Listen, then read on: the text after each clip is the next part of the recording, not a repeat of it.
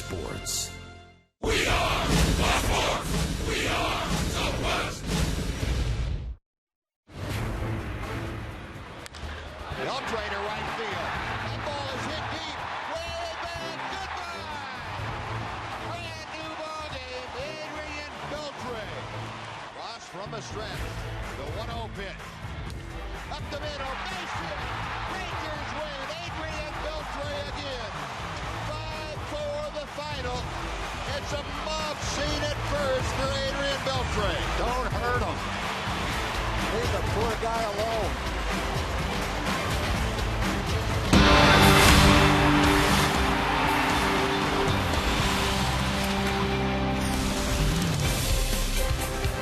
After last night's thrilling walk-off win, the Rangers, in front of another large crowd at Rangers Ballpark, are looking to make it 2 in a row over their closest pursuers, the Oakland Athletics. And welcome in, everyone. Along with Tom Grieve, I'm Steve Busby. Delighted to have you along for this Tuesday night of Ranger baseball. And unfortunately, I hate to get the bad stuff out of the way first. We need to. Yu Darvish is not going to be able to pitch tonight. It'll be Scott Feldman in his place. Yeah, and that's too bad because Yu Darvish was on a great roll, throwing the ball terrifically. Hopefully it won't be anything serious. He'll be back soon. In the meantime, it's a great opportunity for Scott Feldman. Now, before we get things underway, let's head on down to the field where Emily Jones is standing by with more on the Yu Darvish situation. Emily? Well, guys, the announcement was made about 4:30 this afternoon. Apparently, Yu Darvish woke up this morning with a stiff neck. He immediately called the ball club to let them know he wasn't feeling so well. As far as that was concerned, they advised him to go ahead and come on up to the ballpark. He received treatment on the neck here this afternoon. He then went into the cage and threw just one pitch and realized that it wasn't going to work itself out this afternoon. They immediately shut him down for the day. The only thing known as far as the rest of the pitching staff is concerned, Matt Harrison will make his start tomorrow. However, everything else TBA for the rest of this homestand. Not too concerned are the Rangers about Yu Darvish's health status, but of course at this point in the season, they would rather err on the side of caution. So it is Scott Feldman who will go to the mound for the Rangers tonight as they look to decrease their magic number to 3. We've got the second game of 4 between the Rangers and the A's coming up next here on Fox Sports Southwest.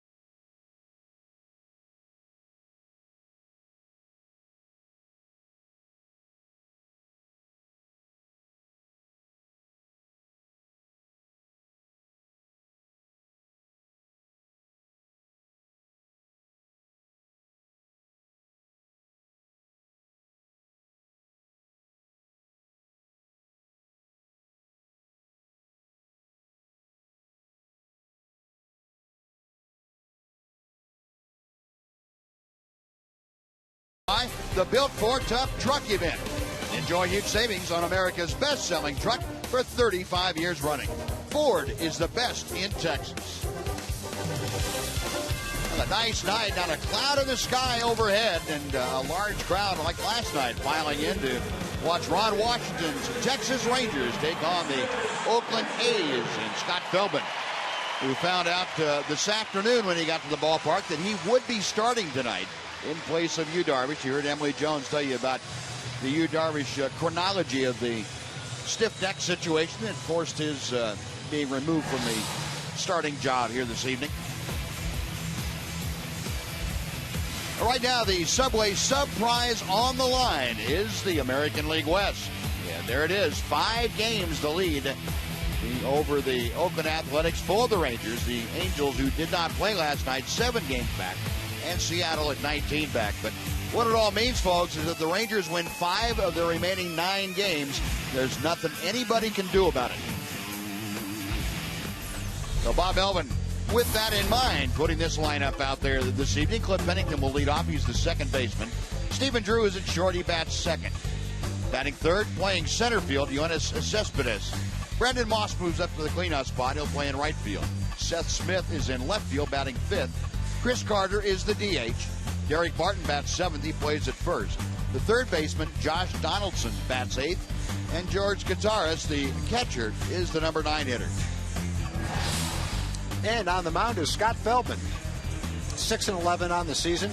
Last 7 starts have been a struggle for Scott.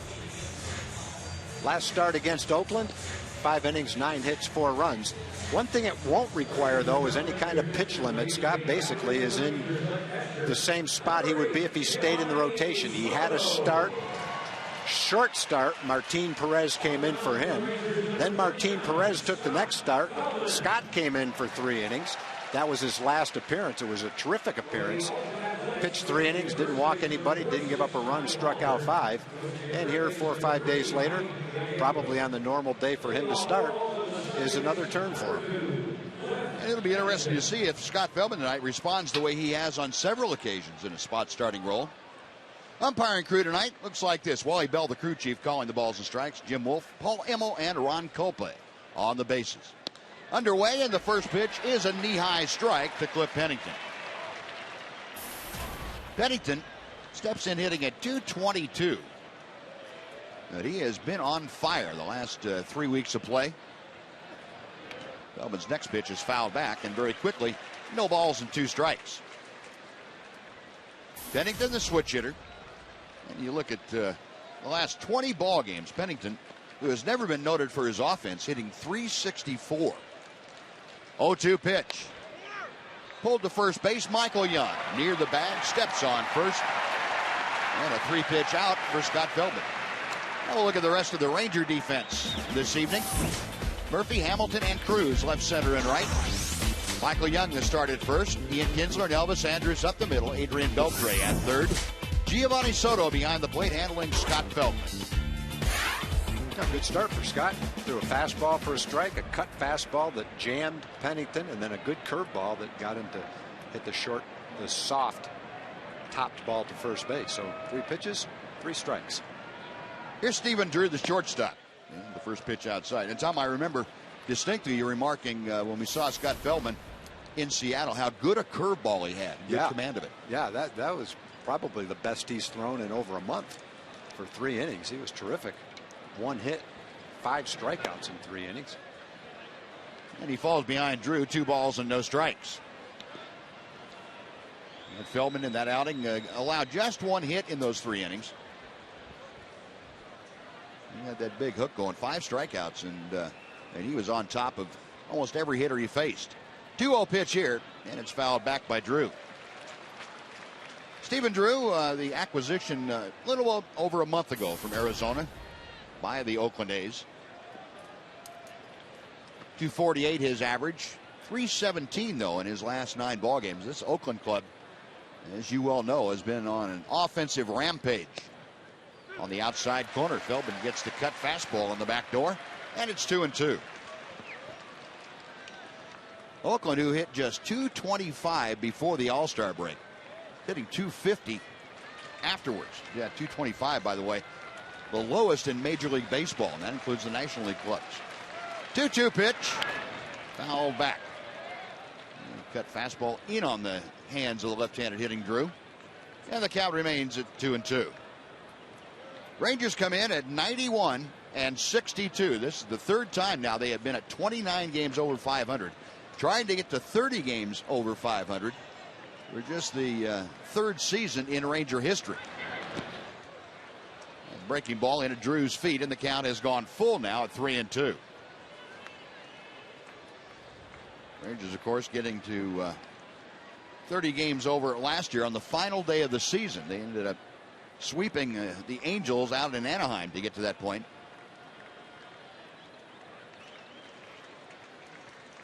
Feldman to the wind, the payoff pitch to Drew. Got him swinging. Good sinking fastball. Really good sinker right there. Wow. He can bottle that one up. It'll be a tough night for the A's hitters. Watch this ball go down and away from Drew. Wow. Some of you will be calling for a ball check to see if that thing had a little extra foreign substance For on sure. it.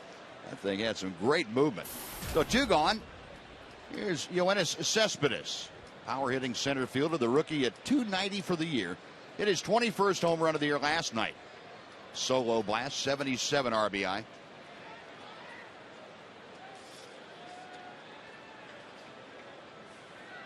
Feldman to the wind, the first pitch to Cespedes. 1 ball, no strikes. Cespedes against Feldman, 1 out of 3. He's also walked a couple of times. Feldman making his 4th appearance against the A's. And he misses low and away. It's 2 balls, no strikes.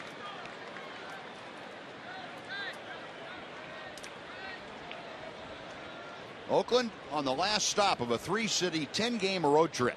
It started in Detroit, where they lost 2 out of 3. Same result in New York against the Yankees. And now with the Rangers. Cespedes didn't mean to do it. That cut fastball really moving away from him. He thought it was a fastball most of the way there, until he started his swing and then saw it cut away from him. Well, he has hit safely in all 11 games that he has played this year against the Rangers, as Cespedes. Kind of a gaudy 460 plus average. 2-1 pitch from Feldman. And it's 3 balls and a strike.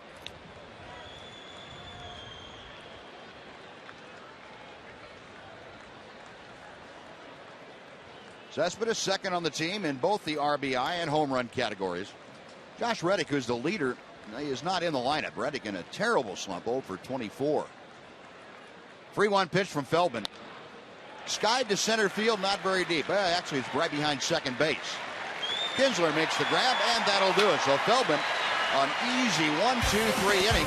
The A's are gone. We've played a half inning in Arlington. The A's nothing. The Rangers coming up on Fox Sports Southwest.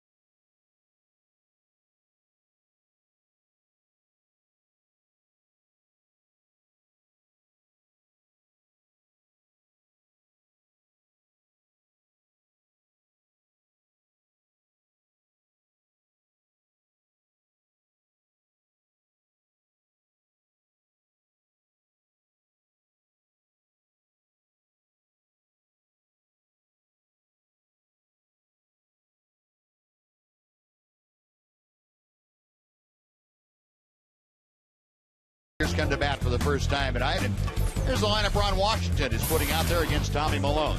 Ian Kinsler, the second baseman, leads off. Next is Elvis Andrus, the shortstop. Josh Hamilton bats third place center. Adrian Beltre is the cleanup man at third base. Playing right field, batting fifth, Nelson Cruz. Michael Young has started first base, and he bats sixth. David Murphy is in left. Hitting eighth, the DH tonight, Mike Napoli. And Giovanni Soto behind the plate. He will bat ninth. And on the mound, Tommy Malone having a nice solid season. He's 13-10, a good ERA. 13 wins, most by an A's rookie since 1952. He's had a couple of starts against the Rangers. He's lost them both, but he's pitched pretty well in both of those starts. He's got a solid fastball, really good changeup. Walked 5 guys in his last 2 starts. Before that, he didn't walk any more than 1 in 14 straight starts. He's probably feeling a little bit of the effects of a longer season than he's used to. There's his changeup. Well, that's a good one, too. Kinsler, a wave and a miss, and he's down on the count now. No balls and 2 strikes. And Malone, one of those guys, he has the kind of changeup where you can tell you it's coming. It's still tough to wait on it. Swinging at the arm action, it just doesn't get there. 0-2 pitch.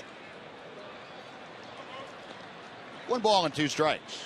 And the thing that makes his fastball solid is not the radar gun, it's his changeup, really. That's inside and low, and the count is even to Kinsler at 2 balls and 2 strikes. Yeah, and you mentioned not walking people, Tom, and that's for Malone, that's critical. He gets ahead of people, and then he can use his changeup. Kinsler loops one to left field. That's a base hit. Goes down to the reach of Stephen Drew, so the Rangers get their leadoff man aboard here in the first inning. He waited just long enough on that off-speed pitch. Just avoided the glove of Stephen Drew. Changeup, not great location, good change of speed. He hit it off the end of the bat, about 8 inches over Stephen Drew's glove. Good start for the Rangers.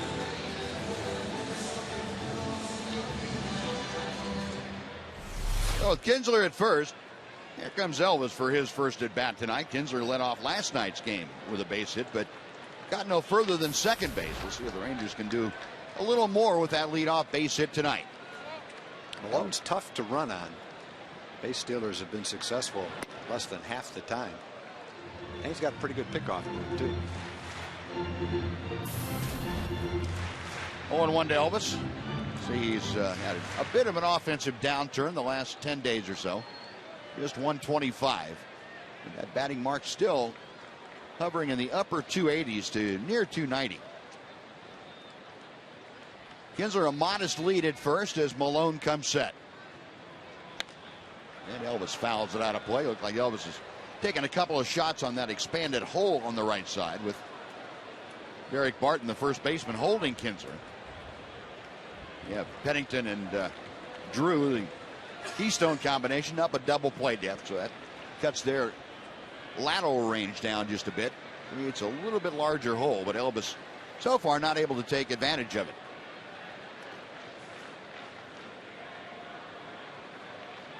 No balls and 2 strikes.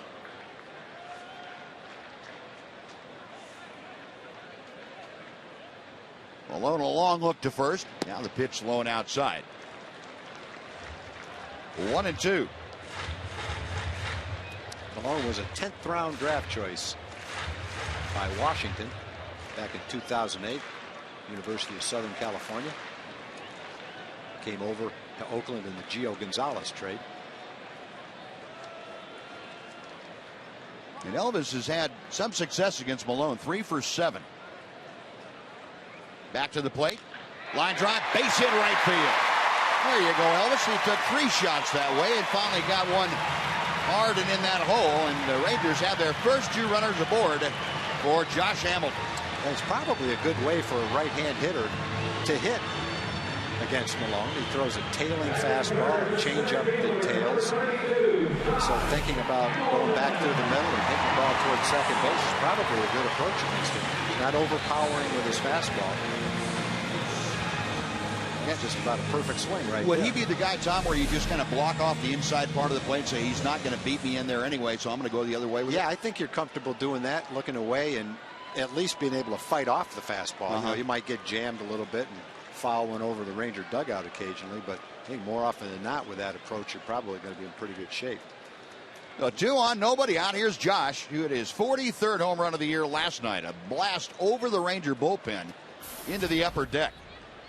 So Hamilton now has regained the major league lead in home runs with those 43. One more than Cabrera, and he takes a strike on the outside corner. Miguel Cabrera, however, still a major league leader in RBI. He has 9 more than Josh.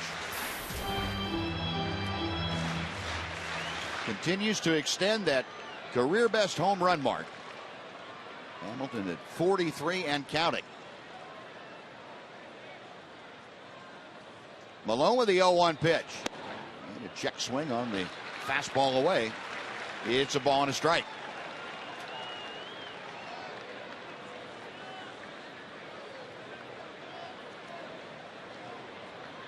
Kinsler at second, Andrus at first. They have both singled to open up the proceedings here tonight for the Rangers. Rangers trying to pull away from the rest of the Western Division. Now we're going to have a little chat out there as Gutierrez wants to go out, the veteran catcher, and talk to Malone. Rangers with that 5-game lead over the Athletics coming into play tonight. The Angels are hosting Seattle later on tonight down in Anaheim. Angels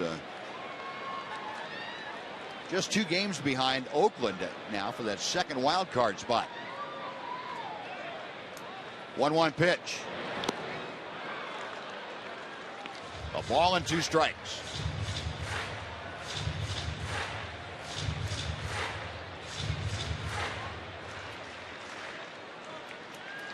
Josh, as you saw, at 287 for the year. Malone, a long look into Gutierrez.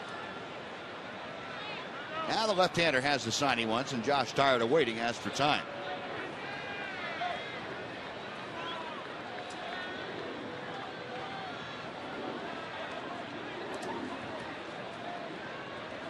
Now we're all set. And the 1-2. Good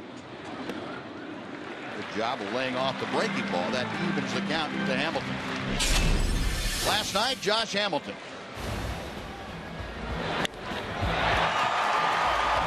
Yes, he did. He got most of that. 441 feet was the estimate of the distance that traveled. One of those high and majestic moonshots that Hamilton hits.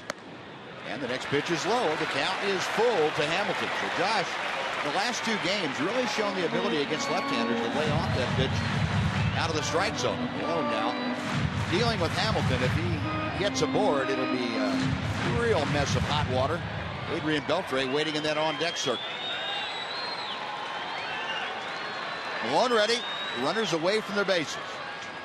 Payoff pitch. Line drive. Base hit right field. Kinsler had to wait a second to make sure it got through him. The ball gets by Moss in right field. Kinsler scores. Here comes Andrew. Hamilton being held at third. It's a single and an error, and the Rangers lead 2-0. Getting ready to talk about the bases being loaded for Adrian. Good at bat for Josh. You're right, Buzz. That was a good, patient at bat. And Josh really concentrates, looks for the ball, doesn't guess, waits for a pitch to hit, then this is what happens. He rips the ball. Moss is going to try to throw someone out at the plate, but forgot the most important thing. That's catching the baseball.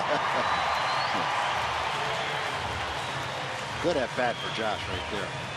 You can see Dave Anderson had the stop sign up for both Kinsler and Andrews, and then he puts the stop sign up for Josh. But going to go as a single and an error.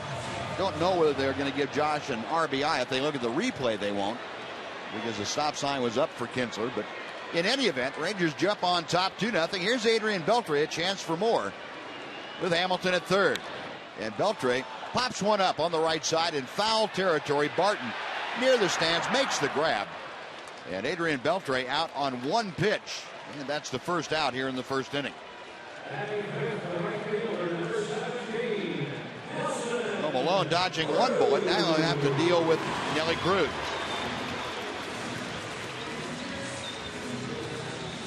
The error really shouldn't be a surprise to folks. The A's had 2 errors last night. They're 13th out of the 14 American League teams in fielding. That error for them, they're 104th of the year. Well, the Rangers this year against the A's have benefited pretty significantly on the A's poor defense. Go back to some of the games they've won. Bad defense has played a part in it.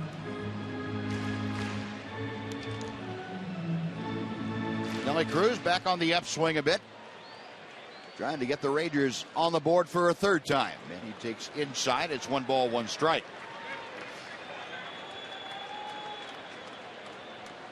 Cruz just 1 for 5 against Malone. A's playing their infield at halfway depth as Nelly takes a pitch at the knees. Saw both Drew and Pennington, the shortstop and second baseman, up in front of what would be double play depth. The 1-2, and that's high and outside. The Rangers were making Malone work here in the first. 20 pitches already. And the official score saying no RBI for Josh Hamilton. But the runs count. That's the big thing. 2-2 pitch. Little nubber out in front of the plate. Kataris on to first, and Cruz retired as Hamilton is forced to stay at third. He's there now with 2 outs, and it'll be up to Michael Young if the Rangers are to score more in this inning. Yeah, boy, over the last 5 or 6 games, the Rangers have not done a good job getting runs in when men are on third base and less than 2 outs.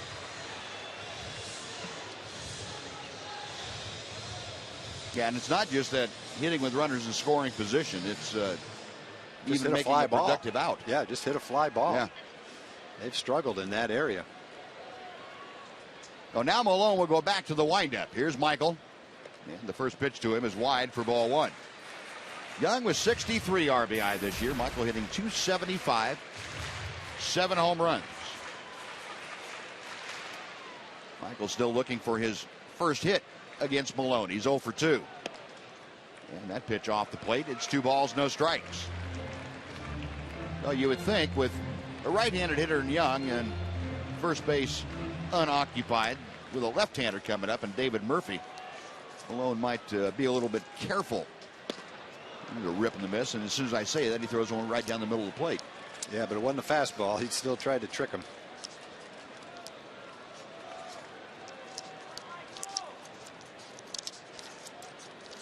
Two and 1 the count. And ball 3 is high. Michael now, as good as he is at taking the ball the other way and covering the outside part of the plate, this plays right into his wheelhouse. 3-1 pitch. And that's out of play to the right. Well, the count has gone full.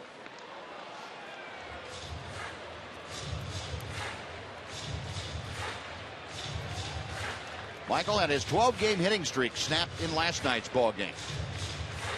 But he has still had a very productive month of September. He and Adrian Beltre foremost among the Rangers and having that kind of a month. Payoff pitch got him swinging. Change up and Young is gone, so are the Rangers, but they get 2 runs on 3 hits and an error. We'll go to the second inning. Rangers 2, A's nothing on Fox Sports Southwest.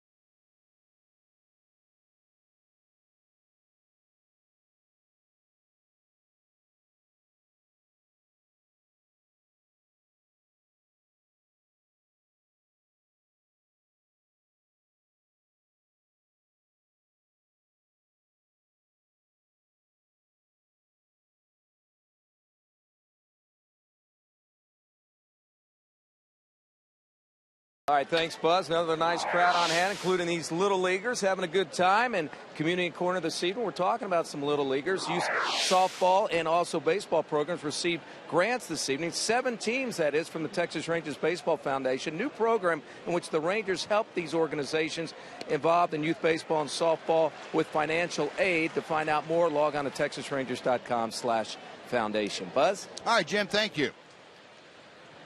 Brendan Moss leading things off. Rangers leading 2-0 here in the top of the second inning. And Feldman leaves a breaking ball high and outside. It's 1 ball, 1 strike. Moss, a .275 hitter with 19 home runs, and he has driven in 41. He has really come on since being recalled from AAA. There's another breaking ball, and that hangs high. 2-1 now the count.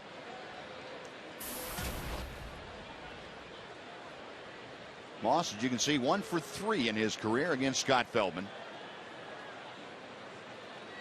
The right-hander back to the plate and misses low and inside. The count goes to 3-1. Scott Feldman, who had a 3-ball count on the last 2 hitters he faced in that first inning, goes to a 3-1 count here on the leadoff man in the second. And he misses high and away, ball 4, and that's not what you want to do after your club has just given you a 2-0 lead. That's exactly what Ron Washington's thinking, too. So the leadoff walk, and we'll see if Scott can work around that. He will now face Seth Smith, the left fielder and left-handed hitter.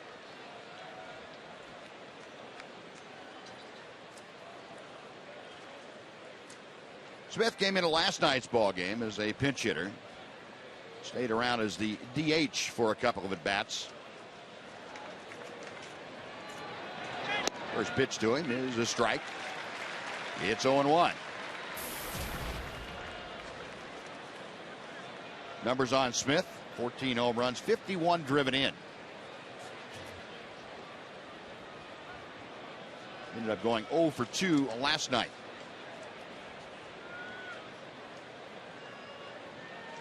Feldman a check at first. Long look over there. The 0-1 pitch. Way inside. A ball and a strike. 11 strikes, 11 balls now for Scott after the walk to Moss. Trust that sinker. Get a ground ball, get a double play. I don't recall him throwing a sinker in this inning. They've all been cut fastballs and breaking balls. I agree with you. The best pitch he's thrown all day was the sinker to struck out Stephen Drew. Yep. Well, he has the advantage in the count now to Smith at 1 ball and 2 strikes.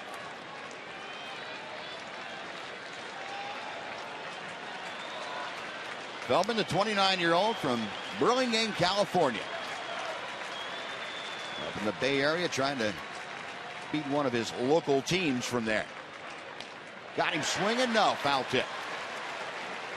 And out of the glove of Giovanni Soto, and we'll try it again at 1-2.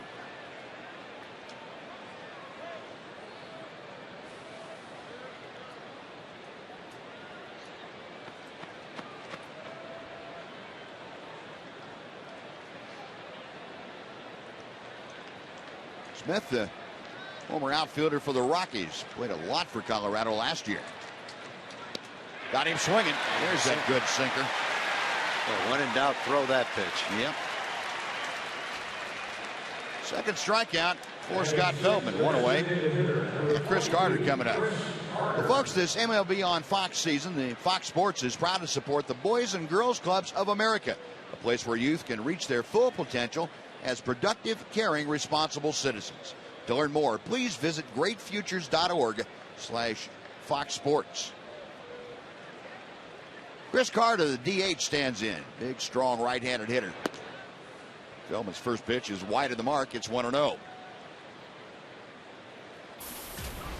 Carter DHing tonight. Had a little bit of a problem over at first base yesterday. Missed a throw, missed a ground ball.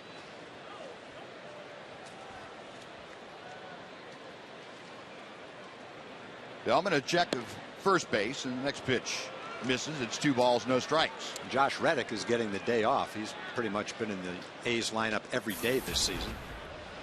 Having a hard time last week finding a hole to get a base hit, so he's got the day off. Derek Barton playing first base tonight. He looked like he was the first baseman of the future a couple of years ago. Sure did. Feldman's 2-0, and it's low. 3 balls and no strikes.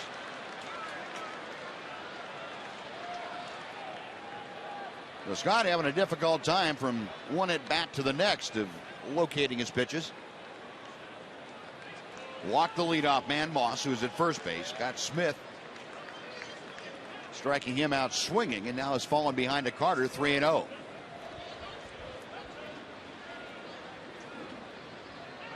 Ball 4. 4-pitch walk, 2 in the inning. First and second, 1 out. And Derek Barton coming up.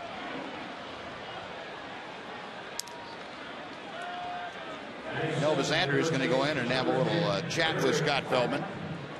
Ron Washington having a little chat with Mike Maddox. Ron Washington's going to go out and have a little Derek Holland chat with Scott Feldman in a minute.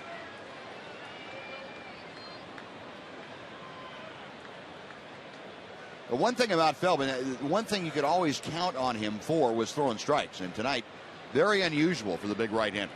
Well, the good thing is he's got a good sinker, and all it takes is one good sinker and a ground ball, and you forget all about the 2 walks, but got to get that ground ball first. And that's not a ground ball. It's a drive to right. It's over Cruz's head. 1 hop off the wall. Here comes Moss around third. He will score. Into third goes Carter, and into second with an RBI double is Derek Barton. It's a 2-1 Ranger lead. Well, Barton going up there after a 4-pitch walk looking for something in the strike zone, and he drilled it.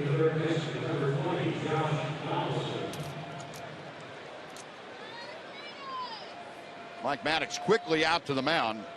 Derek Barton driving in just his 6th run of the year.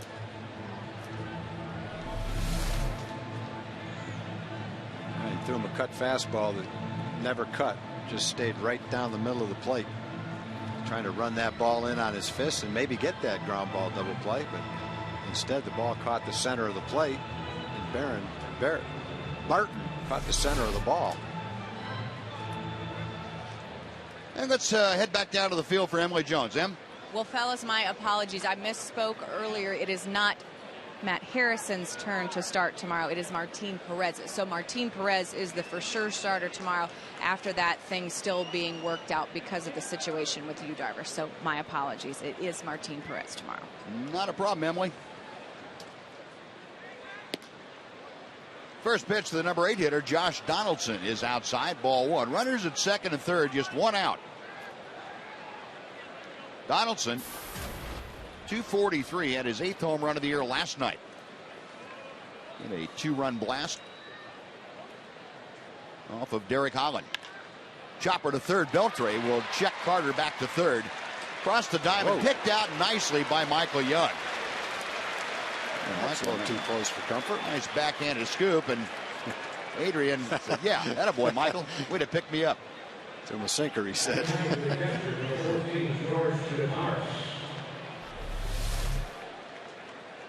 Checks the runner back. That wasn't that easy a pick either. That bounced a little bit farther out in front of Michael than you'd like to see a short hop bounce. So 2 away. George Kataris, the catcher, is at the plate, and Kataris hitting .216 with 5 home runs and 18 RBI. And Feldman misses outside. Another cut fastball. It's 1-0. Kataris coming over from the Milwaukee Brewers to the A's. Veteran backstop. Feldman from the stretch.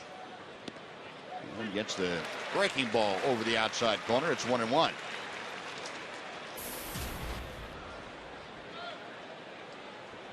Kataris came over on the 29th of July. A's sent reliever Faustino de los Santos to Milwaukee. That one's chopped foul outside first, and the count moves to 1-2. Crowd like last night filling in. Not many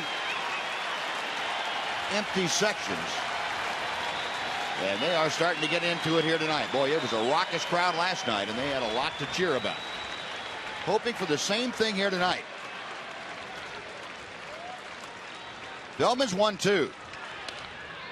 Tapper slowly hit out to short, and Elvis on to Young. Well, the damage minimized. The A's get a run on one hit, 2 walks. They strand 2. Bottom of the second coming up. Rangers 2, A's 1 on Fox Sports Southwest.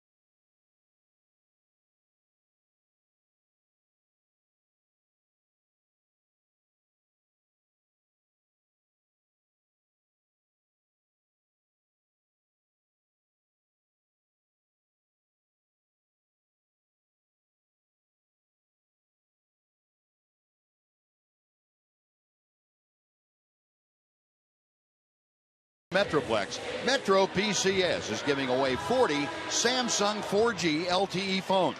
Enter to win at all participating locations. Metro PCS, wireless for all.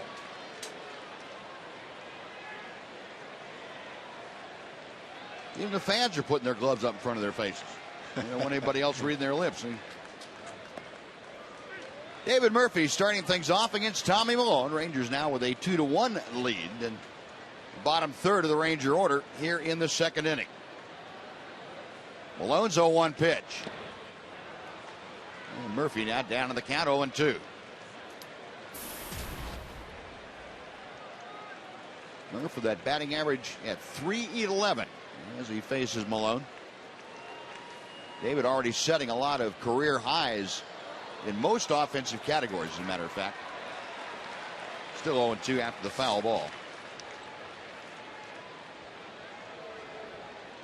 Murphy, most hits, doubles, total bases, and walks for himself. 1-2 as the breaking ball missed. And he's played in a career high 140 games.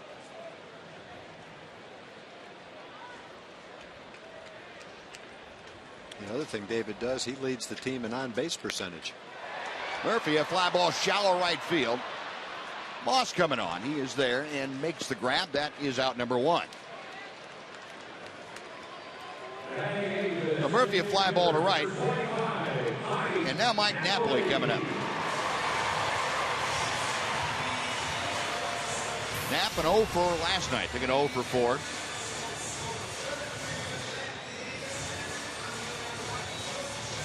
$20 home runs for the year for Napoli. One of 4 Rangers to reach that 20 home run mark. Ian Kinsler not far out of that group with 18. Breaking ball is a bit low. It's 1 ball, no strikes.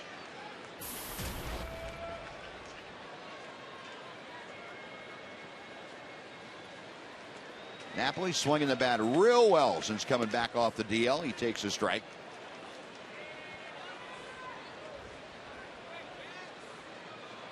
Saw that .318 average in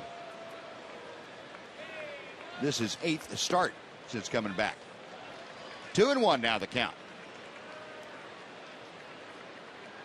Napoli also starting to drive the ball the other way with some pretty good authority. That's something we didn't see frequently from him earlier in the year.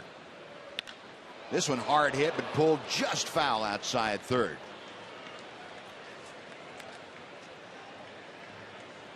Two balls and two strikes.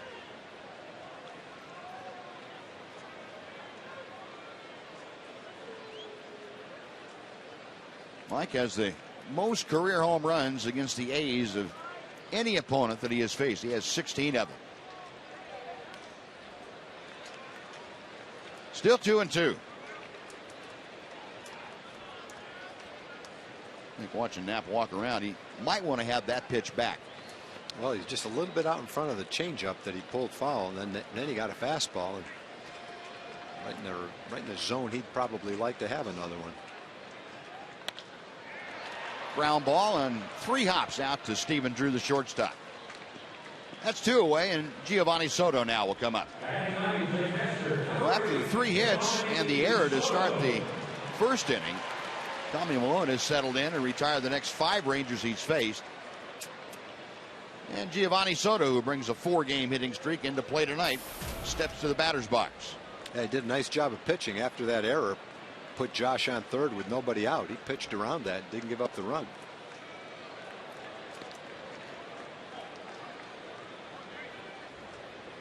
Malone 13-10 with a 386 earned run average. And the pitch outside. 2 balls and no strikes to Soto. Malone's pitched much better at home than he has on the road. At home he's 7-4, has a 2.68 ERA. On the road it's 5.17. And ball 3 veers down and in. And Malone showing also remarkable control for a rookie pitcher. Less than 2 walks per 9 innings. 1.8. There's a strike. It's 3-1 to Soto.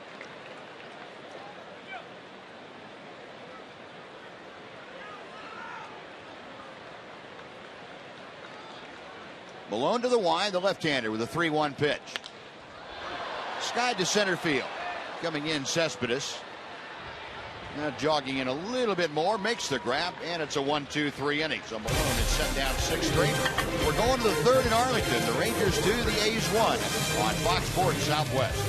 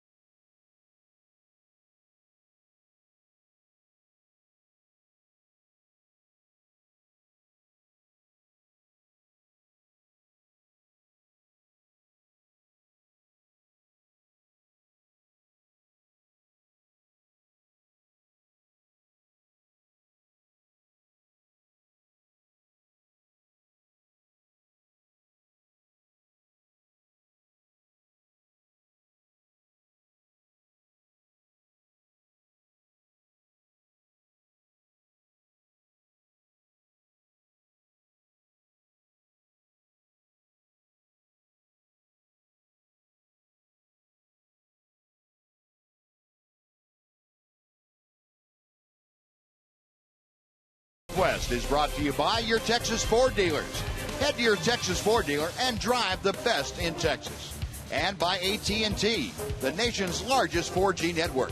AT&T, rethink possible. Well, as always on Tuesday night here at home, joining us as we head to the top of the third inning, Rangers President and CEO Nolan Ryan. Nolan, thanks for spending a little time with us this evening. My pleasure, Buzz.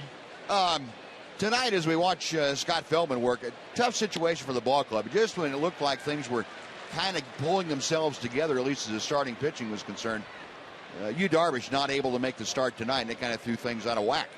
Well, you know, that's the beauty of having Scott Feldman with the ball club, because he is able to go long or spot start, do whatever we need him to do, and he's been very durable this year, being able to give us those opportunities. So when something like this does happen, at least you have a go-to guy.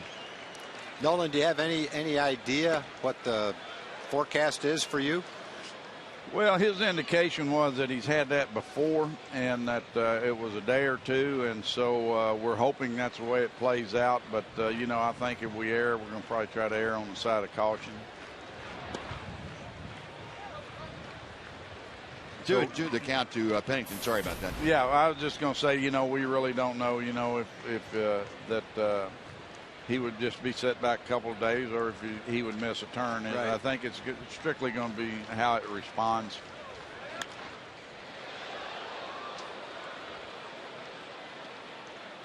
Now, getting back to what we saw last night and what we've seen for, well, the better part of the month of September from Adrian Beltre. I know Tom and I are both impressed. It seems like with something new about Beltre every single day we watch him. He's quite a player for you all. Well, he really is, and you know, as you watch him, it's the appreciation of what all he does in so many different facets of his game. And you know, everybody talks about what he did last night offensively. Well, to me, what he did was he may have saved the game for us when he made that play at third base, because if that ball goes down the line, it's a double. That's at least one more run, and you really don't know what happens after that. And so that was an awfully big play, and for me, sitting here watching that ball game, I think that was a play of the game. Mm-hmm. Nolan, talking about sitting there in your position watching the game, are you more nervous sitting there now than you would have been as a player sitting in the dugout? Very much so, because I have no control and I'm not involved physically with it, and so all I can do is sit here in anguish over it at times, and trust me, I do a lot of that. How much do you have to sit there and bite your lip knowing that the cameras are on every move that you make during tough times? Well, I learned from George Bush. George Bush tells a story about how his mother called him and said, "George, I saw you on TV last night." He said, "Well, great, Mom." She says, "You were picking your nose." No. So I tried, you know, the first year I was there, or second year I was here, you know, I guess I would, through my facial expression, show my displeasure at what's going on at times. And my boys would call me and say, "Dad, you got that look." And I guess they were probably pretty familiar with that look.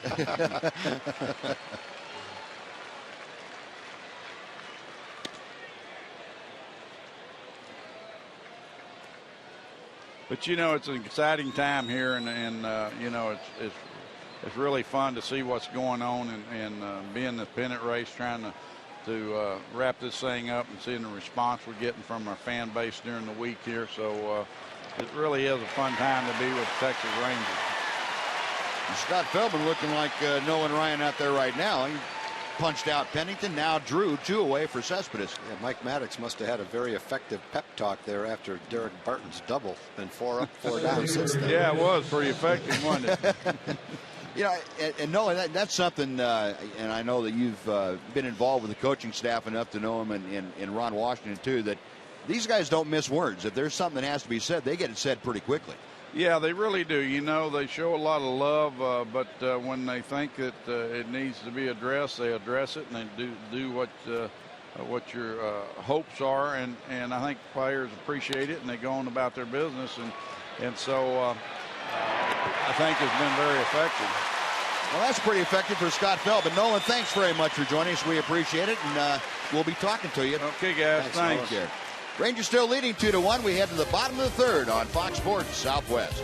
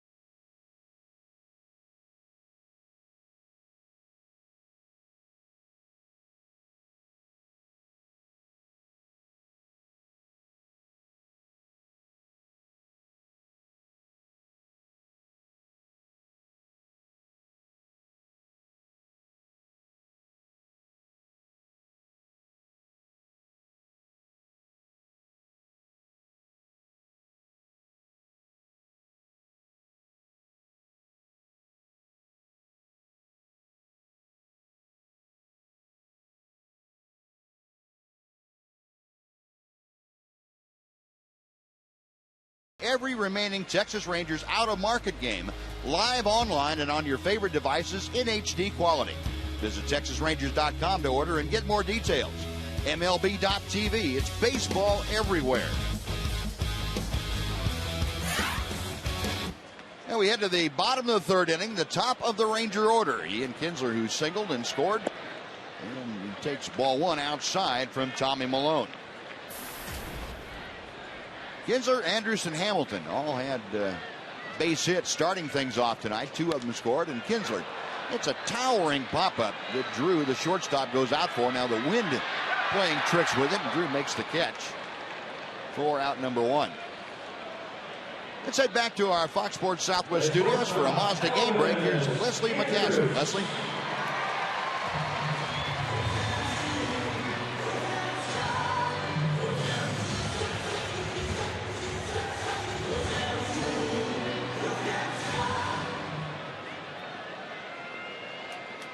All right, Leslie, thank you. That thing has gone back and forth. The White Sox had a 5-game lead at one point not too long ago, and Tigers getting right back into it.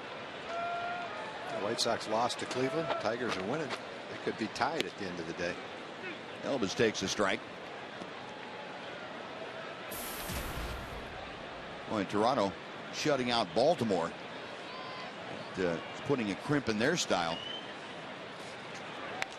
Elvis fouls it away to the right, and he's same spot he was first time up. Down to the count, 0-2. He came back that time, got a base hit to right field, and right in the middle of that 3-hit onslaught the Rangers threw up there to open things up against Tommy Milone. The error was cashed in for a couple of runs. Milone with an 0-2.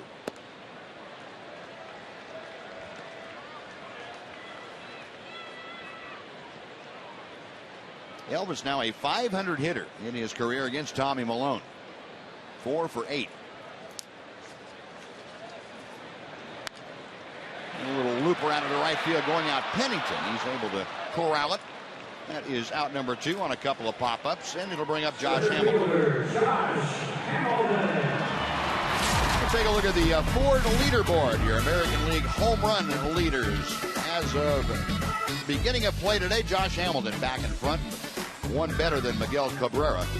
Edwin Encarnacion and Adam Dunn. Dunn had a big night last night, a couple of home runs. They both have 41. And then Curtis Granderson hit his 40th of the year last night also.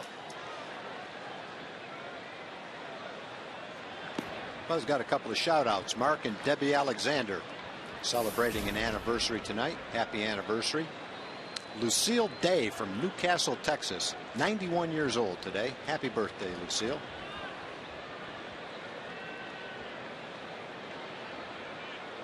Malone's 1-0 pitch. Missed Vonnie Martin's birthday. She was 80 on September 18th. Sorry, Vonnie. I hope you're watching tonight as well. Happy belated 80th birthday. And Tab Bell, who usually sits right in front of us, is not here at the game tonight. He's celebrating a birthday tonight. Happy birthday. Hamilton fouls off a fastball to the left. Then the count goes to a ball and 2 strikes. Josh, first time up, laid off a couple of very tough pitches, breaking balls off speed stuff down and out of the strike zone, then got that single to right field. That was the ball that right fielder Moss booted as he was coming in, charging it, trying to pick it up and throw to the plate. Breaking ball, that is just off the outside corner. And the count is even now at 2-2. Well, that's a very tough pitch to lay off of. Josh did a great job in his first at bat, laid off it several times, and then got one to hit and got a base hit. And call strike 3. Fastball got the outside corner right at the knees, according to Wally Bell, and Josh Hamilton left standing at home plate. 3 up, 3 down. We're going to the 4th inning. It's the Rangers 2, the A's 1 on Fox Sports Southwest.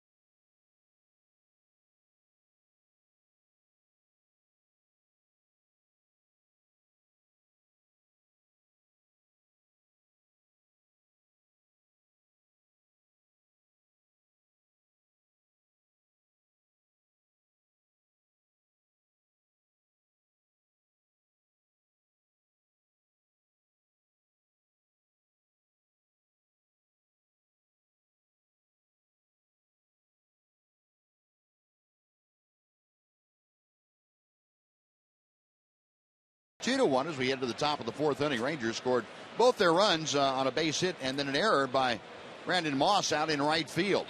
Scott Feldman, meanwhile, has given up just a run. A couple of walks hurt him in the second. Just one run, though, and he still takes that 2-1 lead out to the mound as he begins the fourth inning facing Brandon Moss, who walked to start the second. And a rip and a miss. Looked like the splitter from Scott Feldman. Moss came around to score on the RBI double from Derek Barton. That's been the only hit that Oakland has had off of Feldman. 1-1 as the fastball sails high.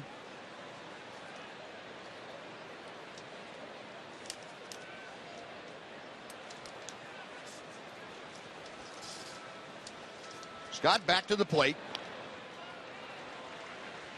Good curveball, and it's 1 ball, 2 strikes. That's a pretty hot hitter right there, hitting .365 in the last 22 games. Bob Melvin trying to find a spot for him, either left field, right field, first base, DH. Keep that bat in the lineup. 1-2 back up the middle, right by Feldman's glove for a base hit. You know, Moss now extends his hitting streak to 6 consecutive ball games. He is aboard to start the inning once again. And Seth Smith coming up. And right now, let's go to Jim Knox once again. Jim. All right, thank you, Buzz.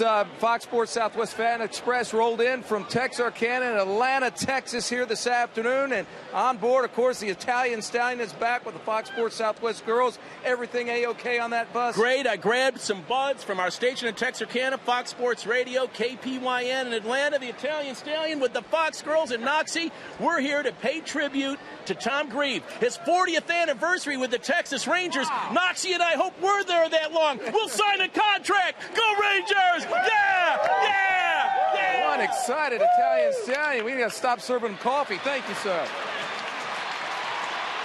Well, Michael Young starts a very nice 3-6-3 double play on the hopper off the bat of Seth Smith. Well, that's exactly what Scott was looking for back in the second inning. Didn't get it that inning, but he gets a big ground ball for 2 outs after the leadoff hit by Moss. One hopper right straight to Michael. Pretty tough not to turn that one. They did a nice job, got it done. Yeah, that's about as tailor-made as you're going to find anything like. Pretty much. Wow. One thing would make it easier if you were a left-handed throwing first baseman. You wouldn't have to turn your body. Now, one of the advantages Michael has playing first base is he's very, very good with his feet, and he can get in position to make that throw pretty quickly from playing all the other spots. Good, strong, accurate arm, too. So 2 gone, base is now empty, and here's Chris Carter, who also walked his first time. And Feldman drops a hook in there for strike 1.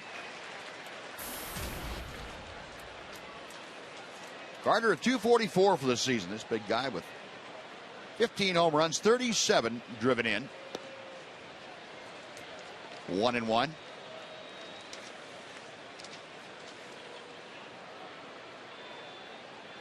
Carter has hit safely in each of his last 2 games. He's gone 2 for 8. And it's 2 balls and a strike. And Scott Feldman, judging from the look on his face, not particularly thrilled that he didn't get that last breaking ball into the strike zone.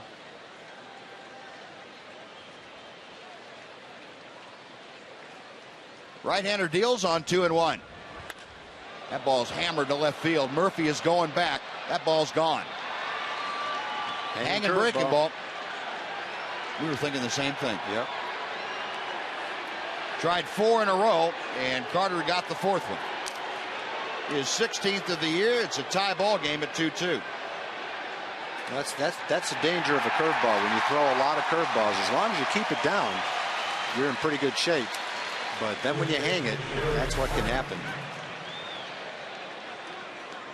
That was a tough one for him not to hit. Well, last night Straley had a really good changeup. He threw a lot of them, and eventually he got one up belt high to Josh, and that's the one Josh hit out of the ballpark. So it's a good pitch. It's just one that you can be hurt on it when you hang it. First pitch to Barton is a belt high fastball. It's 0-1. Barton the RBI double in the second inning.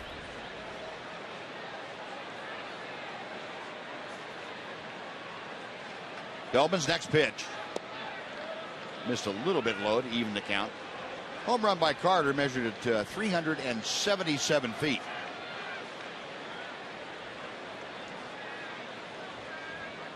And we're right back to square one. A 2-2 game. And a fastball on the outside corner. 1-2 to Barton. Barton, like a lot of the A's hitters, much better away from the Coliseum in Oakland. Tough place to hit. 151 for Barton, 246 on the road. Fastball just inside. It's 2-2.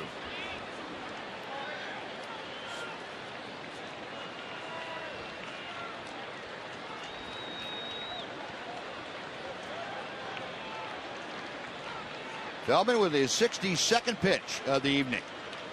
And Barton just got a piece of that breaking ball. I thank everybody for the treats that they sent up tonight. We didn't get to do our webcast tonight, so hang in there. You can go to foxsportssouthwest.com in a couple of days and see all the treats that we got. Hear all about them.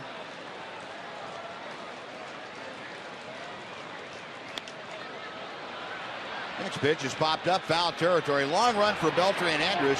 Beltre right along the tarpaulin, can't quite hang on to it. Well, he almost got that ball too.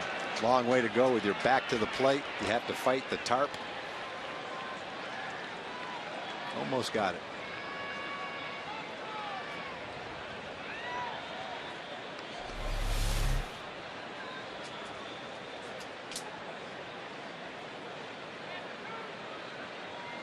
Just by that much.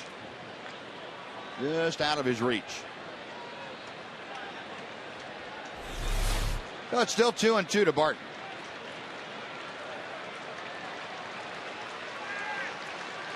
Feldman back to him. And Barton. I'd like to see where that would have gone if he made solid contact with it. I don't think it would have gotten to the pitcher's mound. Might not have. Feldman got that cut fastball in on him pretty good.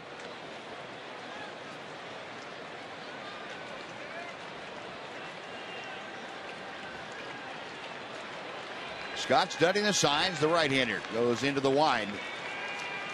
And the pitch low and outside. It's 3 balls and 2 strikes. Well, Barton is able to continue the inning. Josh Donaldson, the third baseman, is waiting in the on-deck circle. Feldman's payoff pitch. Ball 4. Third walk of the night issued by Scott Feldman. And Mike Maddox again headed out to the mound. Michael Kirkman is getting ready in the bullpen, and Maddox on his way to have a chat with his battery.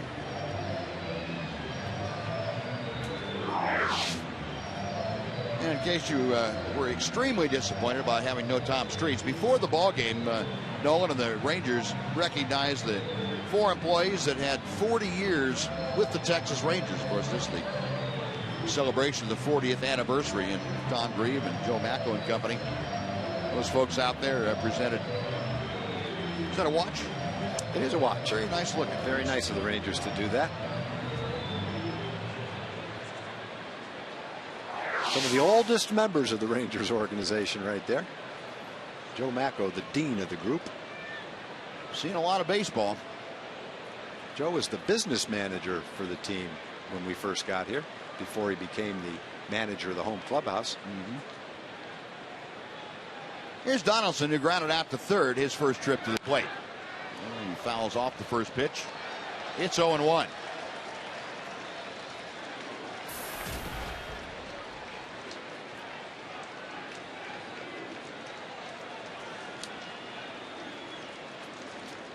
Donaldson brings in a 3-game hitting streak to this contest tonight.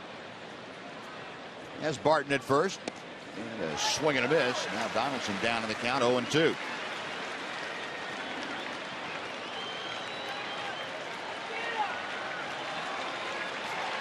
And Scott Feldman again trying to limit the damage to 1 run in this inning. At the 2-out home run by Chris Carter. And Feldman now ready for the 0-2. Instead, he goes first base way. And Barton back.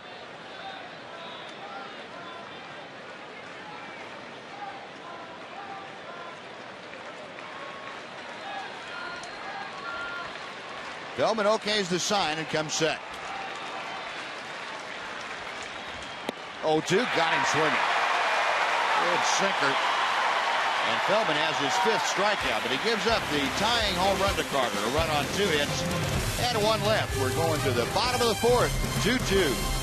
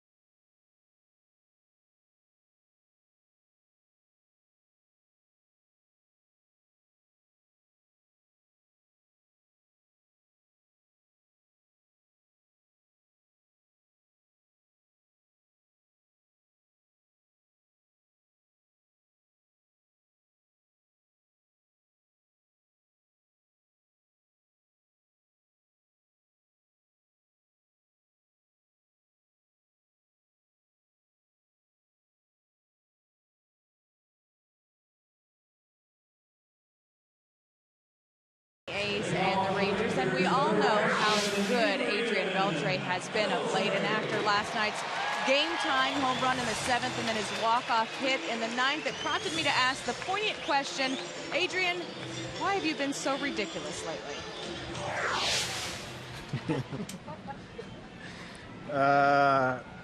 I'm just getting lucky lately.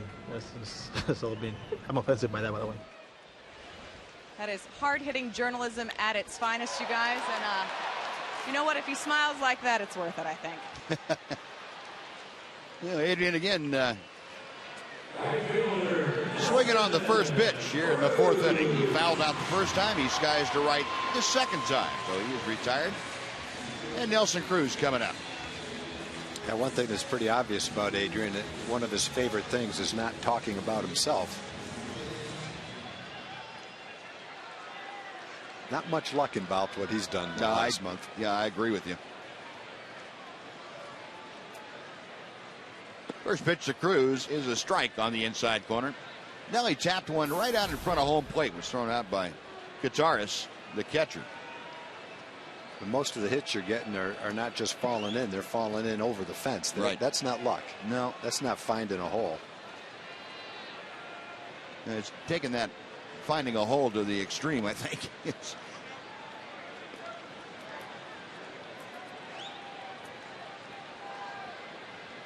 a 2-2 ball game. Hits are even at 3 in this contest. And a little cue shot down to first. Barton having to play some tricky spin on that ball and takes it to the bag. That is out number 2, and Michael Young coming up. Let's take a look at tonight's AT trivia question. And we're going to ask you that who are the only 3 players in AL history with multiple seasons of 20 or more game-winning RBI?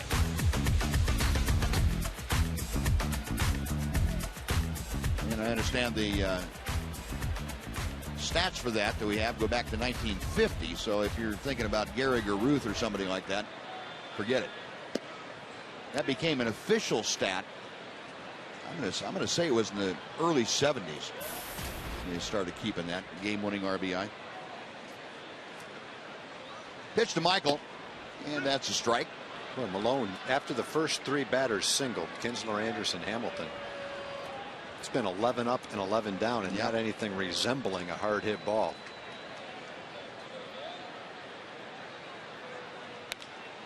And Young pokes that one foul, just trying to protect home plate. Michael went down swinging his first time to the plate.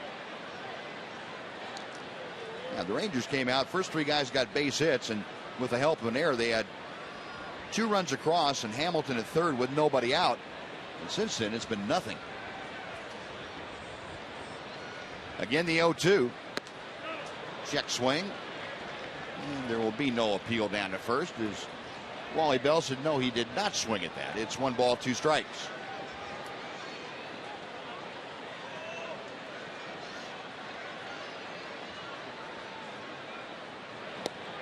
And 2-2 now as Young takes it down and in. Career hits against Oakland, that goes back to 1968, the year that Charlie Finley took them west from Kansas City. A little nubber foul. Pretty exclusive group of American League hitters. As you remember when Rangers were on the West Coast, Michael in that group against the Angels, against the Mariners.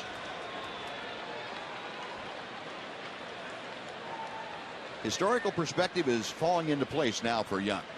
2-2. And that's popped up on the first base side. Barton racing over to the Ranger dugout, but it's back in the photographer bay right next to Emily Jones. You could have caught that. Should have brought your glove, and you could have caught that ball. Yeah, I don't think my arms are that long, and I was more interested in protecting my head at this point in time. That's smart move. It's late in the season. Just happy to be alive.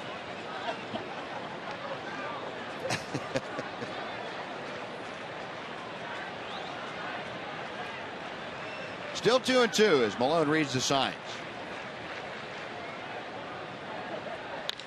Young drives this from the left center field. That ball's hit well up the alley and off the wall. Young into second base, and there's one for you, Tom. A hard hit ball finally, as Michael Young hit it about halfway up the wall, right in front of the A's bullpen. Just never hit it high enough to make sure it was going to be a home run. Hit high up on the wall. Looked like it might have a chance, but didn't quite get out of here. Ooh, maybe 3/4 of the way up. It was higher up the wall than I thought. Yeah, he got it up in the air a little bit. He would have gotten it out of here. So Young, the first base runner since back in the first inning. He's at second now with 2 outs. David Murphy is the hitter, and Murph fly to right field his first time up. Malone's pitch. And Murph a rip and a fastball and fouls it back to the screen.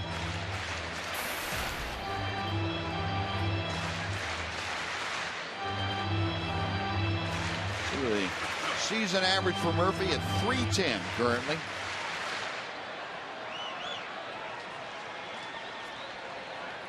Still second in the American League and hitting against left-handers at .361. Takes a strike on the outside corner, and he's down in the hole now at no balls and 2 strikes. And Murphy third in the American League and hitting with runners in scoring position, .364. And Michael Young in scoring position out there at second for Murphy. Malone with the 0-2 pitch. Couldn't get Murphy to bite on that fastball away, and it's 1 ball and 2 strikes.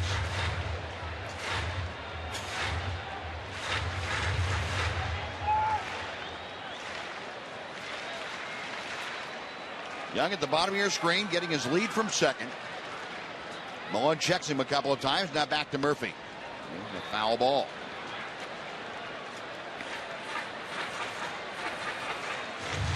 Murph had his 4-game hitting streak snapped yesterday. He had been 7 for 15 prior to last night. And you still go back over the last month and a half. The last 37 games, he's been a .359 hitter. Malone ready. Again, the 1-2. Check swing, and Murphy held up. He appealed down to third and no swing. Took a lot of effort to lay off of that pitch. David uses his whole body to stop that swing. Good call. He stopped it too. Yes, he did. So the count is even to Murphy.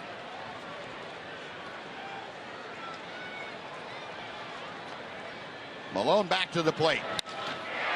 Left field coming on in a hurry is Smith, and he has to go down to a knee as that ball probably got in the lights on him. But he's able to stay with it and make the grab. No runs, a hit, and a man left. We have finished 4. Rangers 2, the A's 2 on Fox Sports Southwest.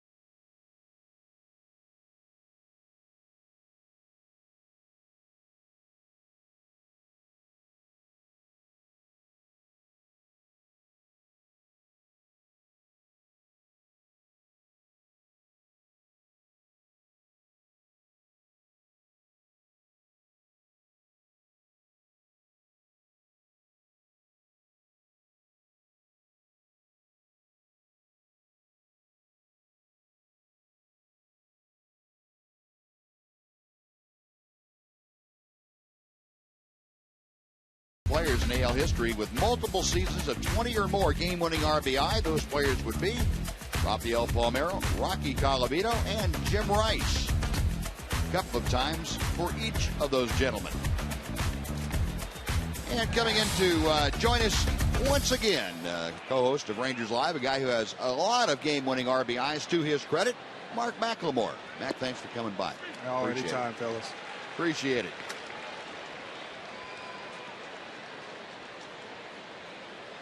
Feldman working in the top of the 5th inning. 71st pitch of the night is a breaking ball, and that's hammered foul by Kotaras, the catcher. He is the number 9 man in the order. Feldman's had one of those nights where he's been very good, not so good, very good, not so good. Back and forth. The 2nd inning, gave up a run, a couple of walks, and a double. 4th inning, gave up 2 hits, including a solo home run and a walk. Kotaras slapping one the other way, and that's going to slice foul. Going to be a little bit frustrating, not only for the guys playing behind Scott Feldman, for Scott Feldman himself, saying, "What in the world what's going wrong here in the other innings?" Yeah, it's got to be. I mean, it's pretty much like his season's been. You know, a good stretch, bad stretch, good stretch. Right. Just being able to find that consistency, and that's what every player is looking for, just to be consistent. Well, consistently good at this level, not consistently bad. So, just finding that consistency with him.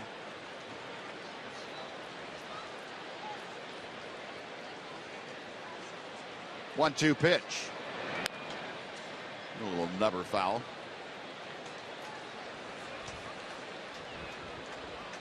You know, the old famous Yogi Berra saying is Michael Kirkman loosening again in the Ranger bullpen. About half this game is 90% mental. At this level, it may be more than that. I think you're right, because everybody in the big leagues obviously has the physical ability to be here, but what separates guys is their mental ability. That's toward the gap in left center field. Hamilton over to cut it off. Kotaras on with a leadoff single, and that is the 3rd time now in 5 innings that the Athletics have had their leadoff man aboard against Feldman.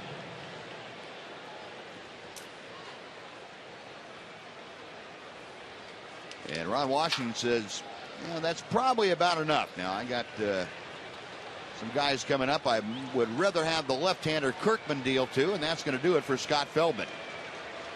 So Feldman goes 4 innings plus here tonight. 75 pitches worth, 46 of them for strikes. He will depart not having an opportunity to win. He could be the loser, and that's the only decision he could get tonight if he gets one. Leaves with a man on first, nobody out in the 5th inning. Michael Kirkman making his way in from the bullpen in right center field. And while he does, we'll take a timeout. Be right back after this on Fox Sports Southwest.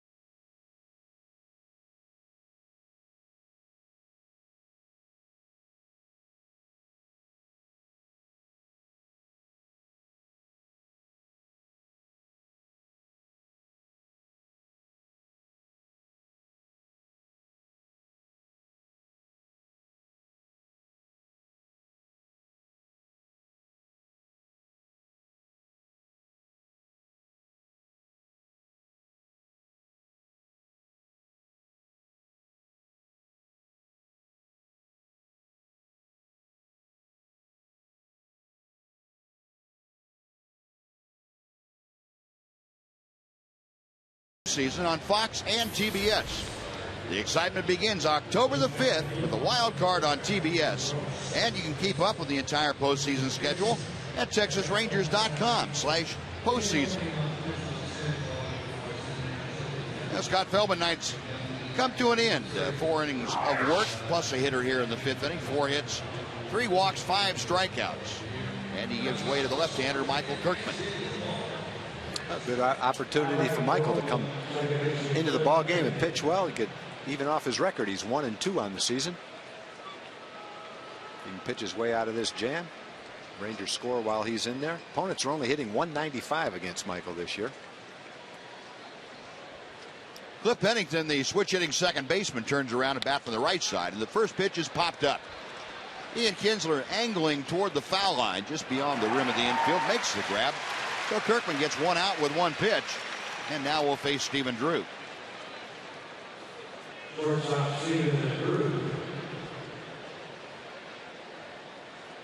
Drew tonight struck out both times that he faced Feldman. Scott struck him out the first time with a tailing fastball that must have moved the whole width of the plate away from him, and then threw him a slow hook, and Drew couldn't time that either.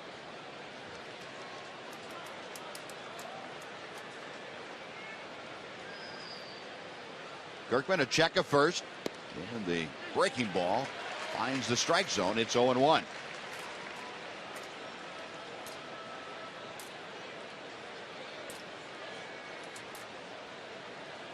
Mac, when you come down to the final week of a season like this, you've been through a couple of seasons like this.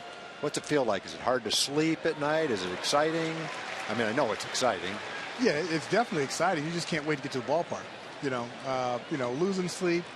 I was never a guy that slept much anyway, so that wasn't really it. It was just exciting. I couldn't get to the ballpark soon enough, so I would have to tell myself, okay, don't show up at 1 o'clock. Get there, stay on your normal routine, So yeah, it was exciting, especially when we had the lead, and well, actually even more so when we didn't have the lead. You're the team chasing. You want those games to keep going, especially if you're playing well. Now, baseball is a game of statistics. It's impossible for players not to have a pretty good idea what their statistics are. But I would think the last 10 days of a season like this, you stop thinking about your statistics to a certain degree, and all that matters is trying to win a ball game.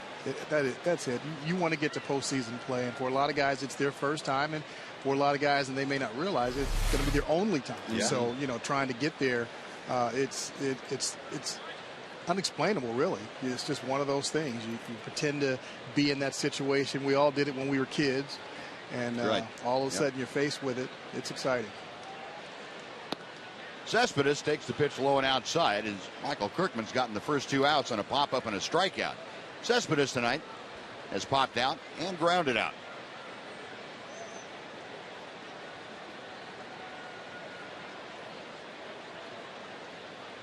Kirkman back to the plate. Good breaking ball, and Michael's thrown that for a strike here tonight. We haven't seen him do that very often consistently. He's got a good curveball, boy, when he throws it for a strike. Now, this date in Ranger history, 1998. Mark McLemore was there. He's a witness. It's clinched their second division title in franchise history. Nothing like spraying the bubbly around. Oh, it was fun. You know, I still think baseball has the best celebrations after when you win. I mean, you know, the other guys are football. You're so beaten up you can't do anything after a football game. Basketball guys are going all over the place. Yeah, when I was a kid, I wondered what it would be like to be in a celebration like that, watching, you know, all the celebrations on TV. Yeah. And finally being a part of one, or a bunch of them, that was a lot of fun.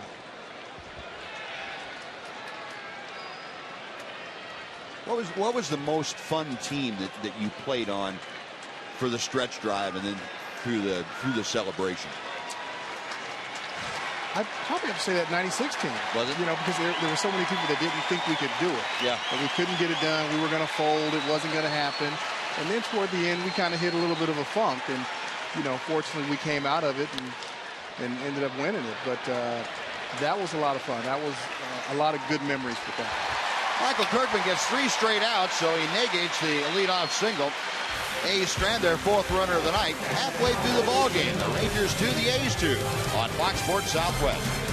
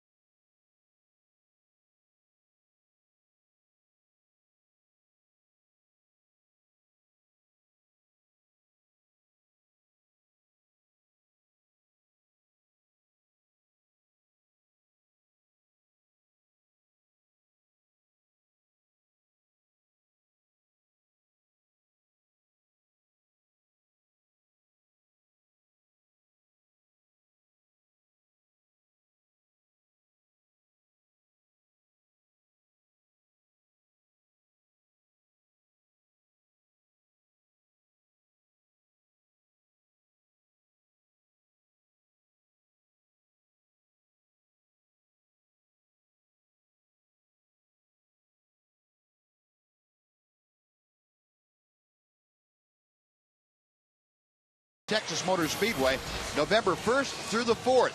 And you could win tickets to the AAA Texas 500 by texting FSN to 63767. That's text FSN to 63767 right now for a chance to win some tickets. Bottom of the 5th inning, Mike Napoli leading things off. Looks at a Slow breaking ball from Tommy Milone. That is strike one. Roger Staubach getting pointers from Jim Sundberg on what kinds of plays to call. Sonny will tell him too. So here's what you have to do, Roger. You would have been a lot better if you just listened to me. Catchers have that mentality. Yes, they do. They know it all. Yeah, follow me and we'll be okay. Won't know where we're going, but just follow me. We'll be okay. Fastball is high to Napoli. It's 1 ball, 2 strikes. Didn't look like Sonny was doing much of the talking.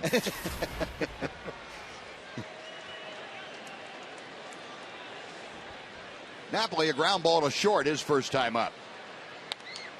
Pokes one foul and back into the seats.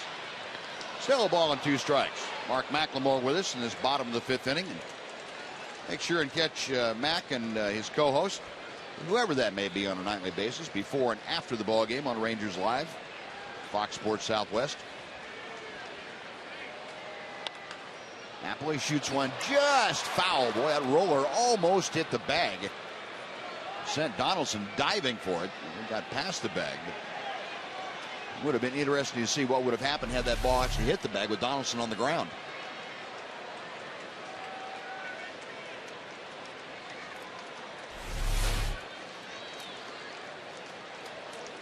Going for the Pigpen Award today. A ball and 2 strikes. Napoli waiting. Got him swinging. Knapp couldn't wait quite long enough on that Milone off-speed pitch. 3rd strikeout for the Oakland left-hander. And then Giovanni Soto coming up. Let's go back to our Fox Sports Southwest studios for a Mazda CX-5 game break. Here's Leslie McCaslin. Leslie?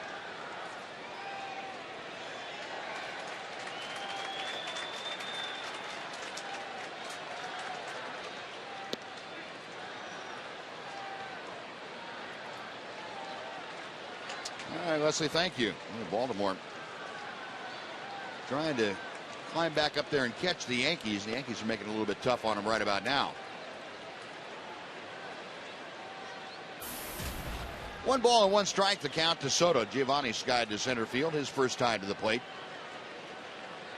Hits are even at 4, runs are even at 2, and Soto skies one to right field. Moss moving to his right a few steps. That is out number 2, and will bring up Ian Kinsler. You have to wait. You have to like the way the young A's pitchers are pitching late into September. We talked about it last night. They're not just guys that are out there with great arms and a lot of potential. They're guys that can pitch right now in the big leagues. Got a good assortment of pitches. They know what they're doing. They throw strikes. Straley pitched a pretty nice game last night. Malone's doing the same thing tonight.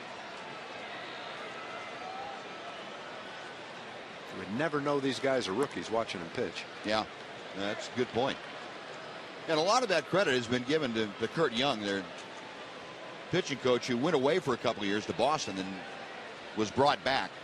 Said he really has a great touch with the younger pitchers. And you think back to, he had Cahill and Gonzalez and those guys come up, and then Brett Anderson was with that group too, and has the ability to teach them how to use their stuff to the most effect at the major league level. Well, the Rangers set down in order once again. Mark McLemore, thanks for joining us. We appreciate it. We'll be looking for you on Rangers Live after the ball game. All right, guys. See you. 2-2 the score. We head to inning number 6 on Fox Sports Southwest.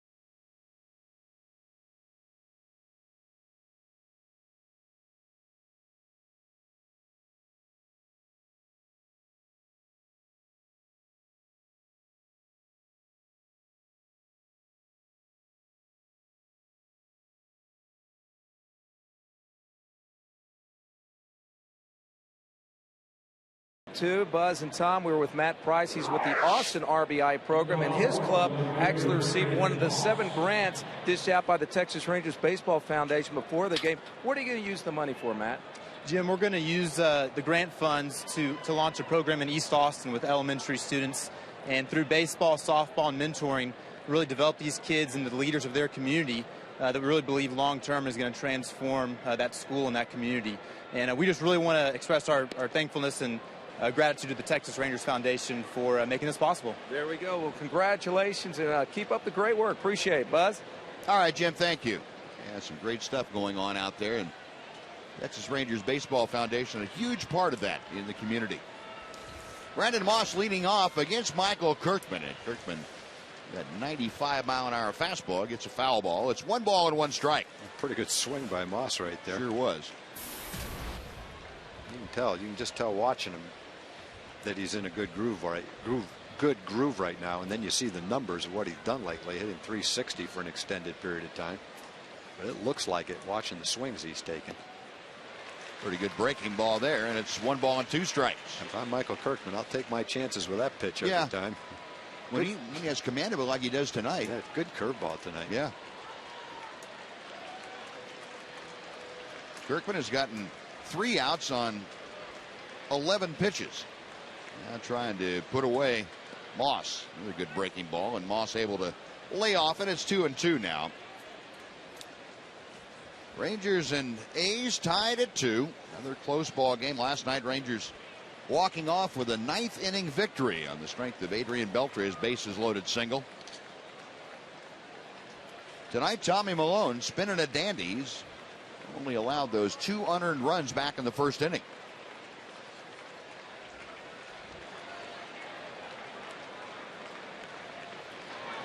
Got him swinging upstairs with some gas. And Kirkman gets his second strikeout, 1 away.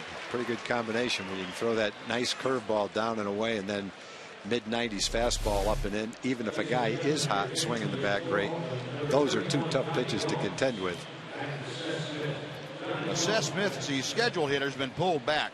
Instead, it'll be the right-handed hitting Johnny Gomes coming off the bench. So Gomes, who started last night's ball game as the designated hitter, coming off the bench now as a pinch hitter. And he's stepping in for Seth Smith. Smith 0 for 2 with a strikeout and a double play grounder. Gomes 0 for 3 with 3 strikeouts last night. He currently is in an 0 for 5 funk, and on this road trip, just 1 for 9. But that 1 was a home run. Ball 1.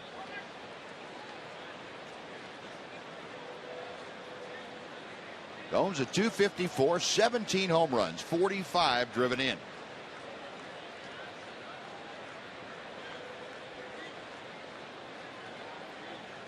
Kirkman back to the plate. The breaking ball missed, 2-0.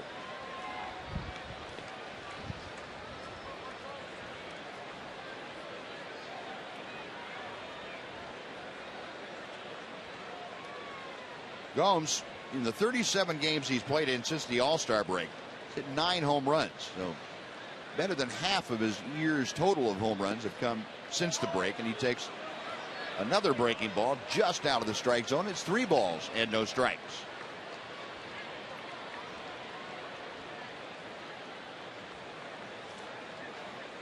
Well, Michael Kirkman facing the right-handed hitting Gomes. 1 out, bases empty in the top of the 6th inning. And ball 4. 4-pitch walk. That's the first base runner that Kirkman has allowed, and now he'll have to face another right-hander with pretty good power, and that's Chris Carter. 4th walk issued by Ranger pitching tonight. Carter received one of those walks in the 2nd, and then had a solo home run in the 4th inning. That's what tied this ball game up. And very quickly now, Koji Wahara is going to start loosening in that Ranger bullpen. Mike Maddox out to the mound to take a message out to Michael Kirkman and Giovanni Soto, and also give Koji a little bit of an opportunity to get loose. gives us a chance to remind you that Rangers Ballpark Suites are still available for all potential postseason series. Game day suites offer first-class accommodations for 10 to 100 business associates, family, or friends. Get your group together and visit TexasRangers.com/suites. Visit there today, or you can call 972-RANGERS. Here's Carter, 1 for 1 officially. It is 16th home run of the year last time up. And Michael Kirkman now has dialed up 5 straight out of the strike zone.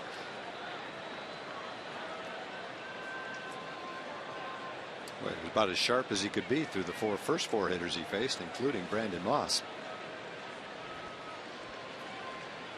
Gomes, the runner at first, as Kirkman checks him. And Carter couldn't stop his swing on that breaking ball. It's 1-1.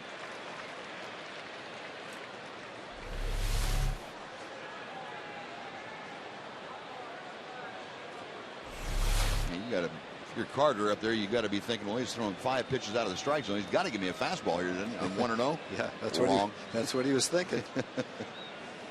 Kirkman a little lob over to first, and Gomes is back standing.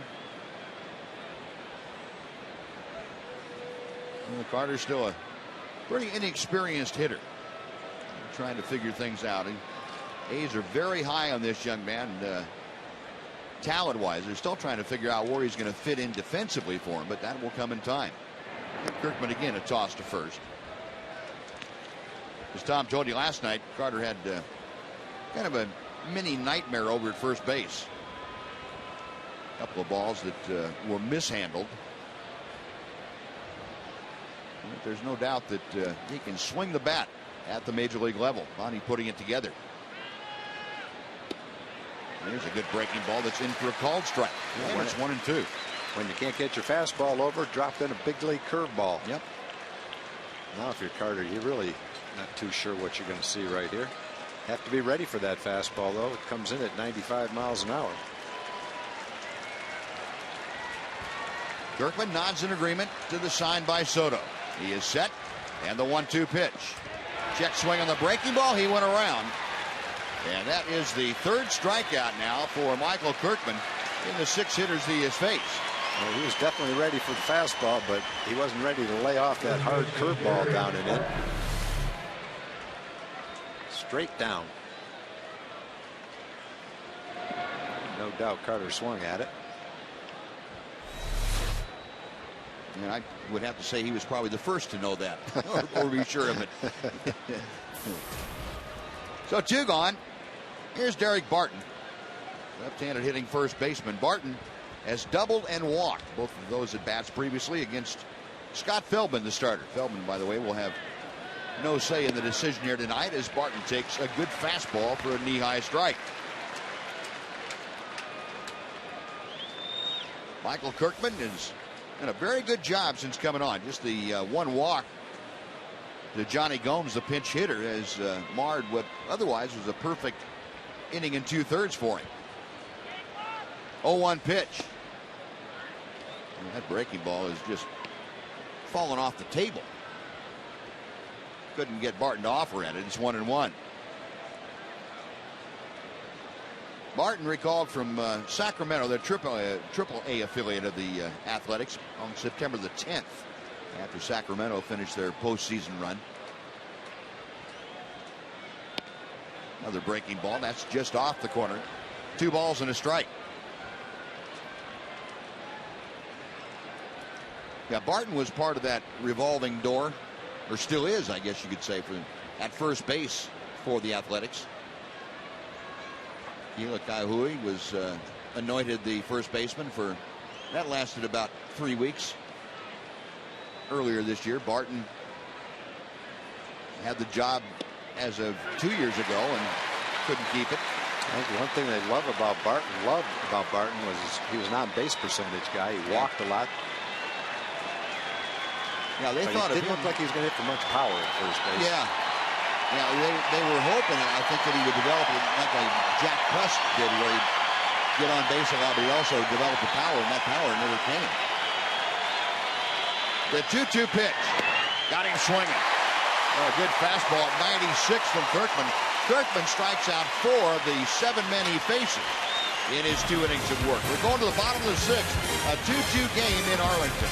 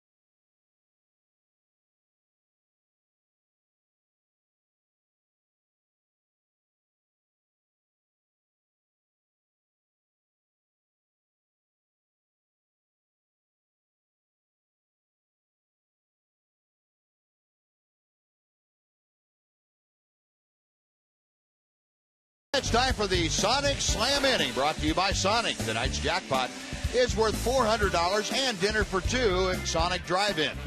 Tonight, the Rangers are hitting for Peggy Box from Farmersville.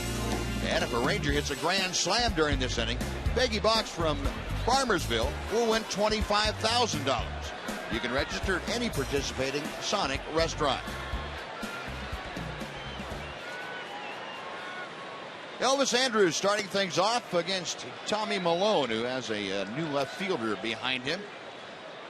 Elvis 1 for 2 tonight. Single in the first, scored a run. Also popped out to second base. And takes a changeup that floats in for a strike. It's 1-1.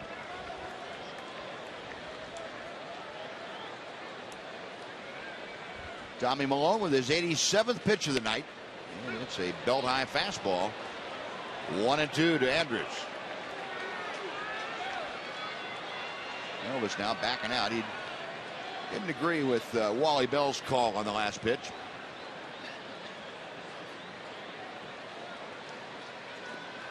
And that's not one that will be universally accepted as a strike. Elvis loops one to left field. That's going to fall for a base hit in front of Gomes. Well, Elvis with a leadoff single, first time since the first inning. The Rangers have had their leadoff man aboard. Well, Malone got that fastball in on Elvis's fist, but he was able to fight it off. Last time he popped it up to the right side of the infield. This time he kind of muscles it over shortstop. Hit just a little bit above the trademark. Probably good that it did hit him off the handle. It didn't carry far enough for Gomes to catch it. The 1 on, nobody out. Here's Josh. Hamilton tonight has singled and struck out. Malone's first pitch, ripped at and missed, a fastball, and Hamilton couldn't quite catch up with it.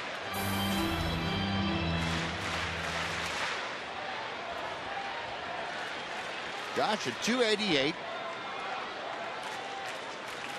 43 home runs, 124 RBI. Elvis the lead from first as Malone checks him. And the breaking ball is outside and in the dirt. Nice pickup by Kataris. Breakdown of Malone's pitch-by-pitch inning. First inning, really the only problem that he had at all. 27 pitches, and the Rangers scored their 200 runs. But it has been a very consistently good night for Tommy Malone. Fastball just outside. That was the pitch that struck out Josh Hamilton last time up. Pretty much like the same pitch. Yeah. That time he got the call. 2-1 now the count.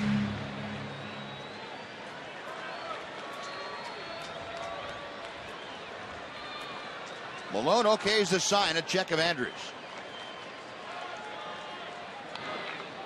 And Josh had another fastball and fouled that one back. It's 2-2. Josh having a little conversation with himself. He says, stay back, swing through it. All the little keys that hitters go through, they know what to tell themselves.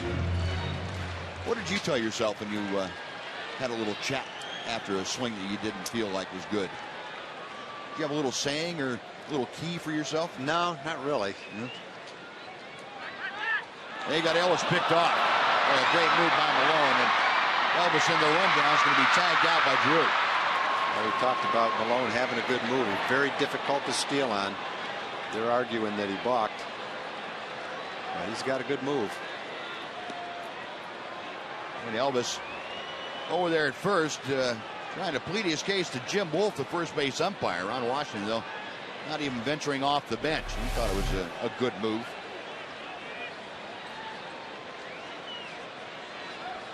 And that's a very good move. Doesn't matter what the body does as far as leaning toward home plate. That's the idea. You get a left-hander that looks like he's sitting down ready to drive toward home plate, and that foot comes down very quickly toward first base. You get a good move. Hamilton chops it foul behind home plate. So that pickoff of Elvis will go down as a caught stealing, 1-3-6. A's now with 22 pickoffs to their credit this year. That is the most in the American League. Hamilton a drive. High and deep to left field. Gomes is going back. It's not carrying, though, and Gomes able to run it down right on the warning track. Josh going the other way effectively and didn't quite catch it all. It stayed at the yard for out number 2. The fans this week, it's Fox NFL Sunday doubleheader. First, the 49ers head to New York, and they'll battle it with the Jets. Then it's America's Game of the Week. The Saints take on the Packers in Green Bay at Lambeau Field. Coverage begins at the Built Ford Tough Fox NFL Sunday pregame show at 11 a.m. Central.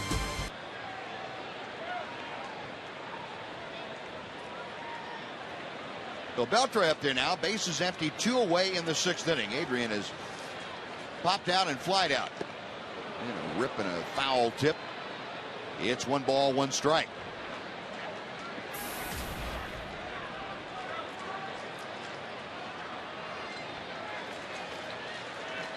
Beltre came into this game 3 out of 6 against Tommy Malone.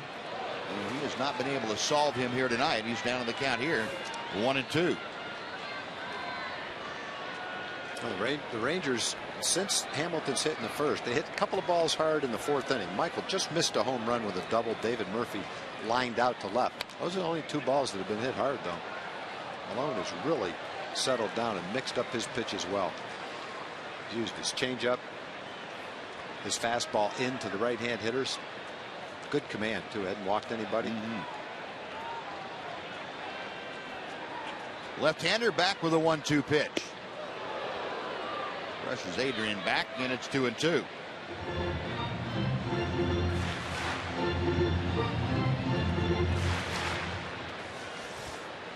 Third at bat tonight for Adrian. This is about when he likes to kick it in after he's seen a guy and fouls that pitch back. Still 2-2. Adrian will walk around a little behind home plate. You remember last night, the swing he took right before he doubled into the left field corner. He was grimacing in pain and walking around a little bit. Said he just pulled some of that apparent scar tissue and said it hurts for a minute, then eases up. Again, the 2-2. And another foul ball. Malone has been under 100 pitches about half the time this year. They don't extend him that much. He's at 101 pitches right now.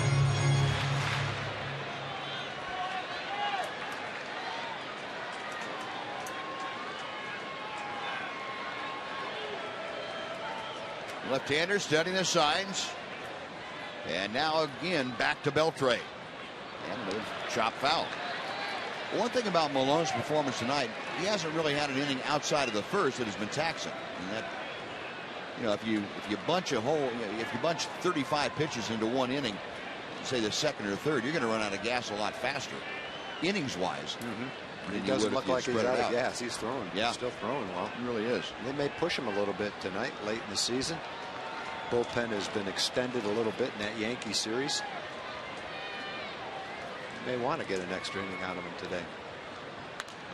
And Beltre, another foul ball, so we'll have at least a 10-pitch at bat. Beltre fouls off the 9th pitch.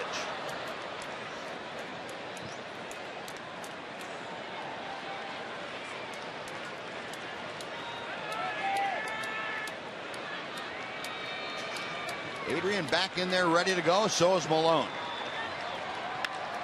Beltre hits a towering fly ball down the left field line. That's going to be back into the seats as the wind pushed it. Didn't have home run distance anyway. Well, Adrian fortunate that ball was pulled foul and into the seats.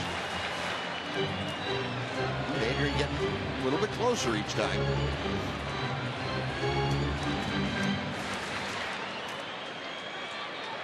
And pitch number 11 of the at-bat coming up.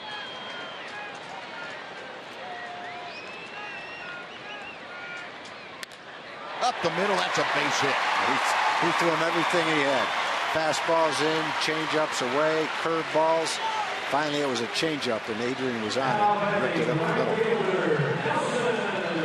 Beltre aboard with a 2-out single, and here comes Nelly Cruz.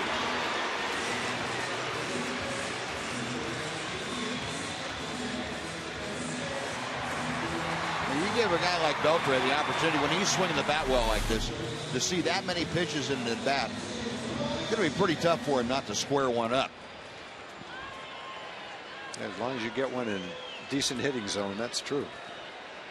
And he did that time. Now Kurt Young is going to jog out to the mound, have a little talk with his left-hander and with George Kataris. His action is starting in the Oakland bullpen for the first time tonight. Nelson Cruz waiting to get things back underway. Jim Miller, the right-hander, is loosening.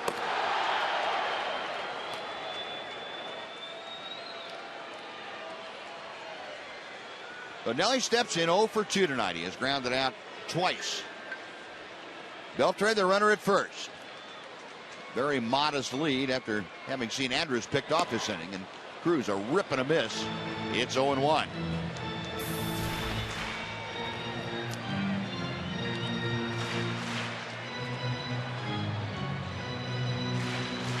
Nelly in a pretty sizable home run drought. He has not had one in his last 18 ball games. He takes low and in. It's 1 ball, 1 strike. And for a guy like Nelly Cruz, that's going to be seeming like an eternity to him. Not that all he thinks about is a home run, but he expects when he hits the ball pretty solidly, which he has been lately, that a couple of them will leave the ballpark. Strong as he is. Malone with a 1-1 pitch. Foul back, and it's a ball and 2 strikes. Well, he may not have been leaving the ballpark, but he's been getting extra base hits, especially doubles. He's tied for 3rd with his teammate Ian Kinsler in the American League.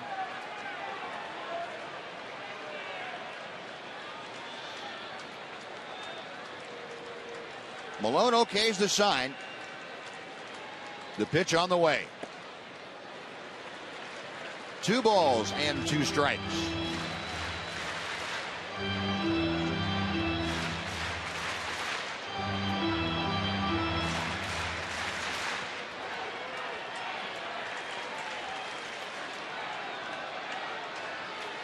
Crowd trying to get into it a little bit. The 2-2 up the middle behind second base. Right there is Pennington. He steps on the bag, and that will do it. For the Rangers, no runs, 2 hits, and 1 man left. We're going to the 7th. Rangers 2, the A's 2 on Fox Sports Southwest.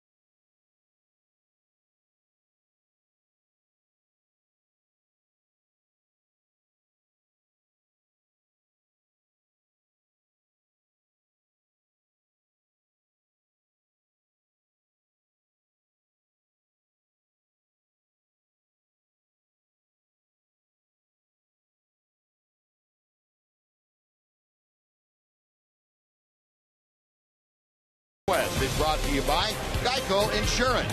15 minutes could save you 15% on car insurance. Visit us at geico.com or call 1-800-947-AUTO. And by the all-new Mazda CX-5 with 35 highway MPG. The seventh inning, a lot of fans out tonight expecting to see Yu Darvish on the hill, but instead they will see another countryman, Koji Uehara, coming in here in the seventh inning to take over. And Koji's been throwing the ball great, spotting his fastball well, and a much improved splitter, command of both those pitches. Numbers look great. 178 opponent's batting average. On a pretty good roll right now. Koji coming on in relief of Michael Kirkman, who is just outstanding tonight. He did a great job in 2 innings of work. Kirkman allowed 1 base runner. That was on a walk to Johnny Gomes. He had 4 strikeouts and just had really good command, especially the breaking ball. Threw the fastball that was effective and a big part in those 4 strikeouts. But best that Michael Kirkman has done for a while at the major league level. Josh Donaldson leading things off against Koji. High fly ball down the left field line, and that will be pushed into foul territory, and boy, not by much. That thing just kept going. Didn't look like it was coming back toward the foul pole. Beltre's fly ball got pushed into the seats, I thought, by the wind, and this one it looked like the wind kind of swirled and pushed it the other way. Sure did. But it is a strike to even the count at 1-1. Uehara back to the plate. Check swing, and the pitch was high. It's 2 balls and a strike. Donaldson a ground ball to third and a strikeout tonight. Dropped down to the number 8 spot in the A's order. There's that good splitter. It's 2-2.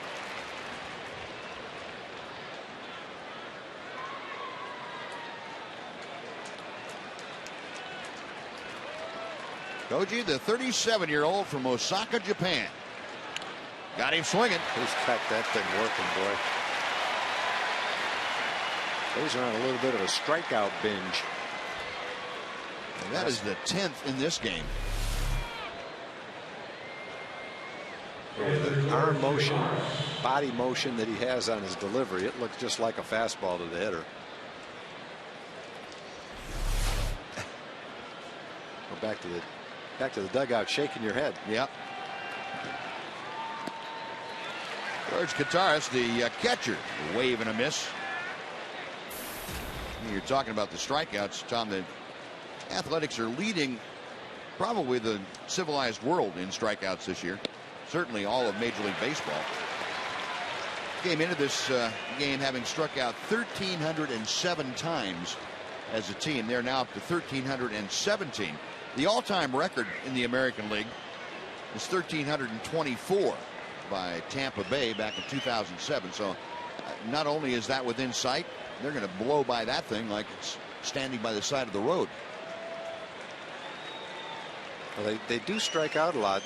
The note we showed last night, they see a lot of pitches, take a lot of walks. They make the pitchers work generally. This time last year, Koji was pretty much worn out. He's given up a lot of home runs. Really was not a factor in the postseason. Now he's ending the season on a high note. Got him swinging. Kind of like that. Well, that splitter just dropping off the table, and he has back-to-back strikeouts. I think he's worked his way into the rotation of the bullpen, where Ron Washington's comfortable using him anywhere now in any game. We'll take a look at tomorrow's starters, brought to you by Chevron. A Wednesday night affair. Jared Parker, right-hander on the hill, another one of the rookie pitchers for the Oakland A's, and a rookie Martin Perez towing the slab for the Rangers. A rip and a miss by Pennington with that letter-high fastball.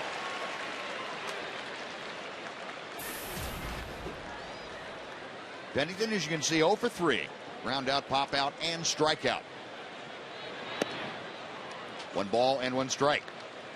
Scott Feldman started this ball game with the first 4 innings plus Gave up 2 runs on 4 hits, 3 walks, 5 strikeouts. Michael Kirkman threw shutout baseball for a couple of innings. And now Koji working his magic. He has struck out the first 2 hitters and has Pennington down in the count 1 and 2 here. Now the crowd getting into it. We're sensing a very valiant effort here by the Ranger bullpen. Pulled on the 1 hop to Kinsler, who backed up into the outfield. Fires the first, and it's a 1-2-3 inning for Koji Wahara. Stretch time at the ballpark in Arlington. The Rangers 2, the A's 2 on Fox Sports Southwest.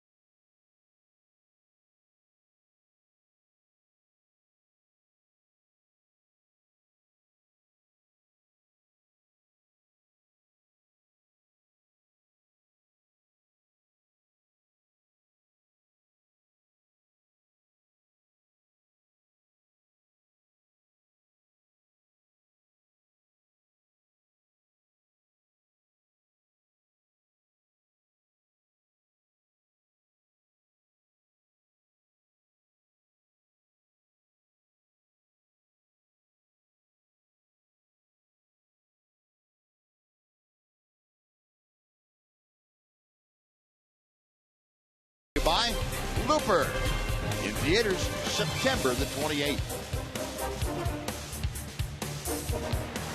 Now Tommy Malone's night has come to an end. Koji Wahara's may have just begun. Koji, perfect 7th inning in relief. 2-2 ball game as we head to the bottom of the 7th inning, and Jim Miller has come in to take over on the hill for Tommy Malone. Another guy out in the Oakland A's bullpen who's having a solid season. Opponent's batting average .207, good ERA. A lot of good arms out in their bullpen.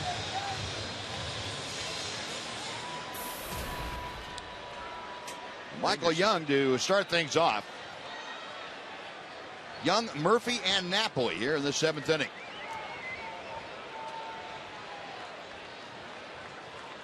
Miller's first pitch is a bit outside for ball 1.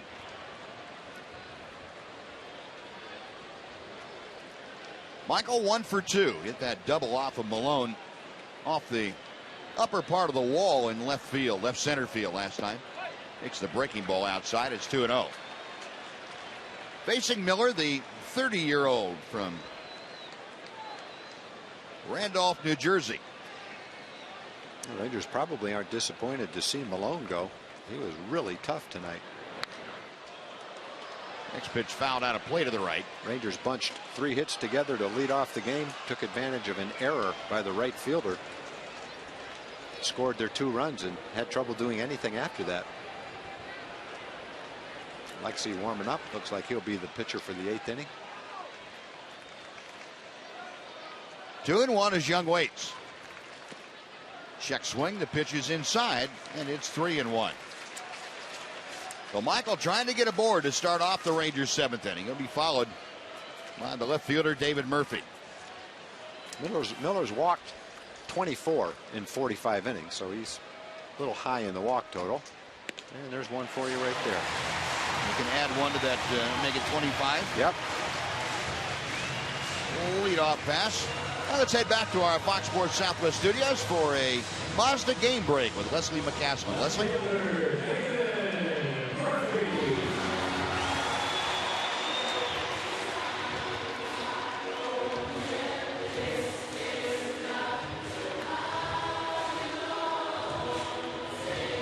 All right, Leslie, thank you. And that's after Toronto had shut out Baltimore tonight 4-0. Well, the Yankees looking to increase their lead in the AL East. Here's Murph, and the first pitch to him is high for ball one. Best records in the American League. Rangers entering play tonight with a 2-game lead over the Yankees, 4 games over Baltimore. Yep, 3 out of the 5 best records in the American League in the American League West. It's not the American League worst anymore. It's the American League best now. Gerd Young out to have a chat with his 30-year-old right-hander Jim Miller. David Murphy lined out sharply his last time up. Hit the ball hard to left field off Malone, but came up empty. One thing the Rangers did do tonight, they didn't do a lot against Malone, but they made him work, and he was over 100 pitches after 6 innings, so he wasn't able to pitch maybe that extra inning, the 7th inning. They got him out fairly early as well as he was pitching because they were able to get his pitch count up there. The 1-0 pitch. Ooh, and Murph ripped at a fastball and fouled it straight back. You saw the best record in the American League, and then you go over to the AL Central, where it's a dead heat now with the White Sox and the Tigers. At 10 games over 500, they're vying for the lead in that division. Yeah, they're not thinking wild card. They know they've got to win that division.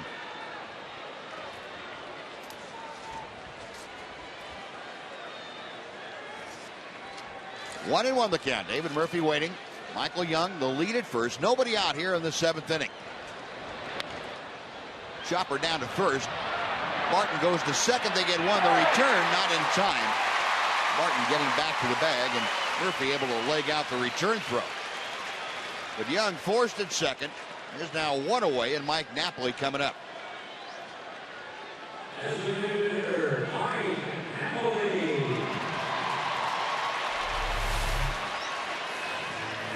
Mark Miller got that ball way in on the fist of David. David might have swung at a bad pitch right there, but hustled, beat it out, still a man on first base.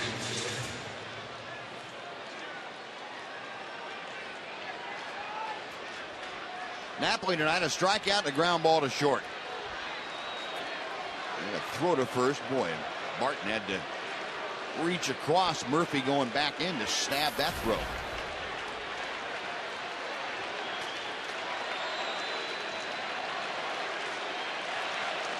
Napoli 2 for 2 in his career against Miller. One of those 2 a home run. Ball one is outside.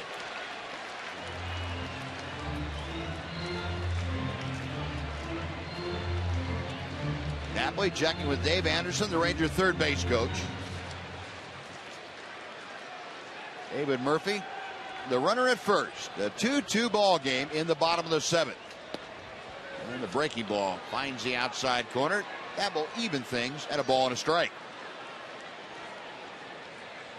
Sean Doolittle, hard throwing a left-hander, is up and loosening. You can figure he would be available with. We got down to Josh Hamilton in this inning. Napoli going after a pitch upstairs with no success. It's 1 ball and 2 strikes.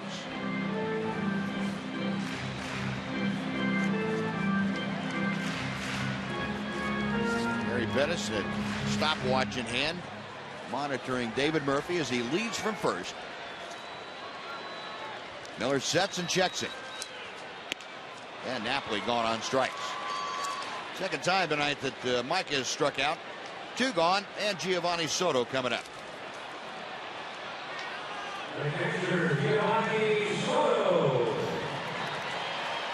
Soto has flied out both times he has come to the plate tonight. Once to center and once to right.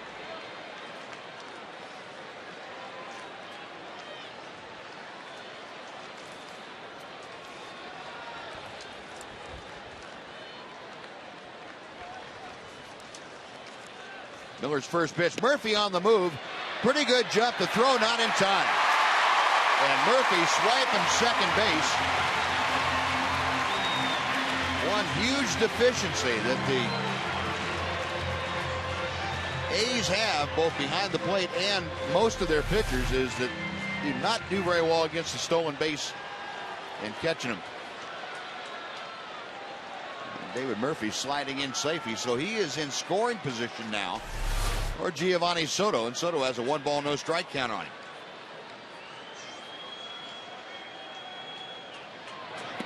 Check swing on the breaking ball. Did he go around? No, he did not, says Jim Wolf, the first base umpire. 2-0.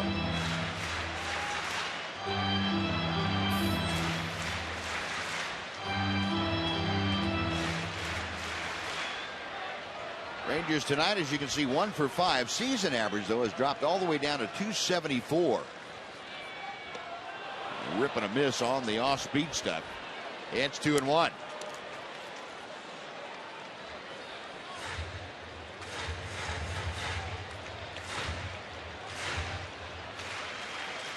Soto has never faced Miller before, at least in the regular season.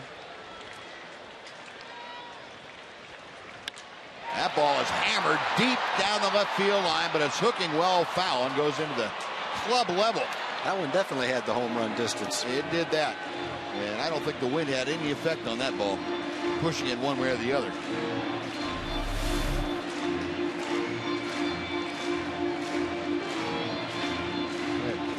High fastball in the inner part of the plate. And Soto knew it right away. Said, oh, my. Or something worse to that effect. Now it's 2-2. And takes the breaking ball low and away. The count has gone full. If Giovanni can continue this inning, it would take the Rangers back to the top of the order for Ian Kinsler.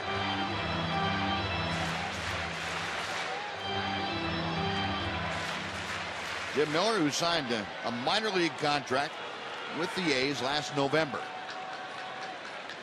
On here in relief in a 2-2 ball game. Pitch is high, ball 4. That puts runners at first and second and brings Ian to the plate. First or second walk of the inning and the second walk of the night by A's pitching. Guitarra's out to have a chat with Miller. Cliff Pennington, the second baseman, is going to come in and put in his 2 cents worth. Murphy at second, Soto at first, 2 outs. Ian Kinsler is 1 for 3 tonight. And out on the West Coast, just underway in Anaheim, bottom of the first inning, the Angels with a 1-0 lead over the Mariners. Angels, of course, coming in here over the weekend. So the delay tactics by the A's have given Bob Melvin enough time to make sure the bullpen's ready. And he's on his way to the mound. And he wants the left-hander Doolittle to come on in to face Kinsler. Well, that gives you the kind of an indication, the kind of confidence that Bob Melvin has in a guy like John Doolittle, who converted first baseman.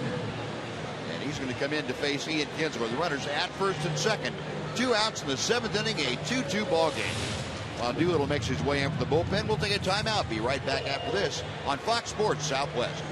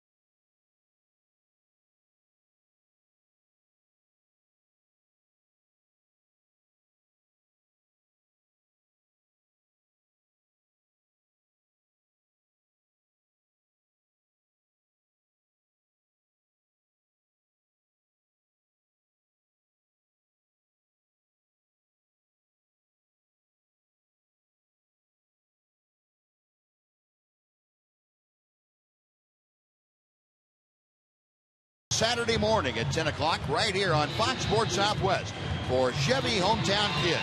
It's not about the score, it's about the experience. Visit www.hometownkids.tv for more information.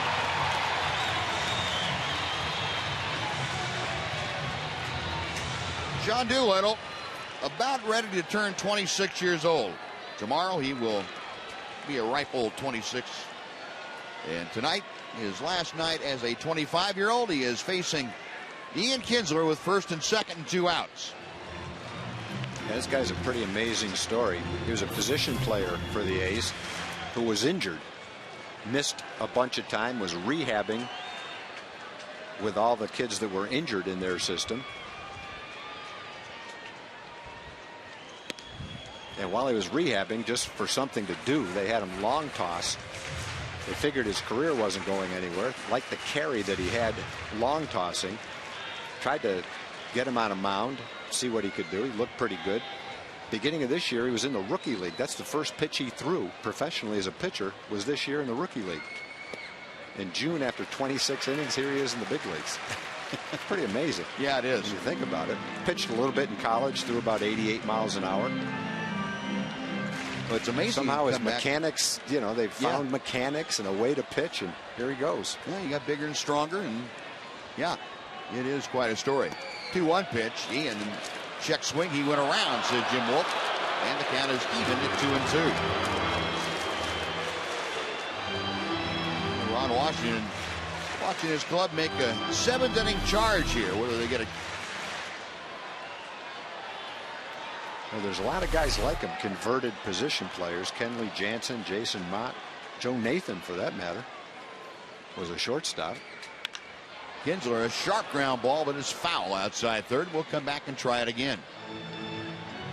I didn't know that Carlos Marmol for the Cubs was a catcher when he came up. That's kind of an unlikely body for a catcher. Right? Troy Percival was a catcher. You know, the old angel closer for a long time. Alexio Gondo was an outfielder. Now, if the guy's got a good arm and he can't hit, you might as well try him there before you release him. 2-2 pitch. Kinsler takes it high and away. The count is full. So with 2 outs now, David Murphy at second and Giovanni Soto at first will be off and moving with the pitch. If Ian Kinsler extends the inning, Elvis Andrus, he's in the on-deck circle and ready to go. Crowd here, 43,000 plus. They are standing on the first base side and cheering. Payoff pitch inside, ball 4. That'll load him up for Elvis.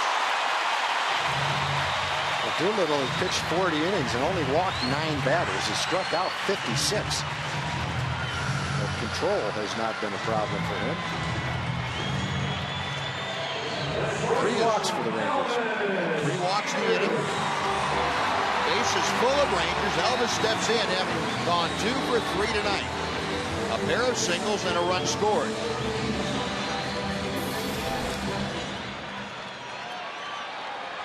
Elvis, a .500 hitter this year with the bases full. Tough assignment here in Doolittle, however. And a strike at the knees makes it 0-1.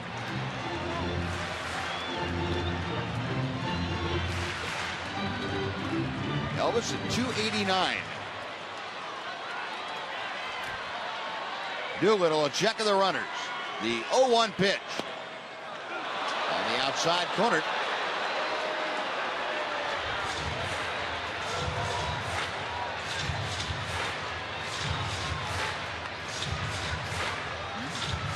Split that thing in half.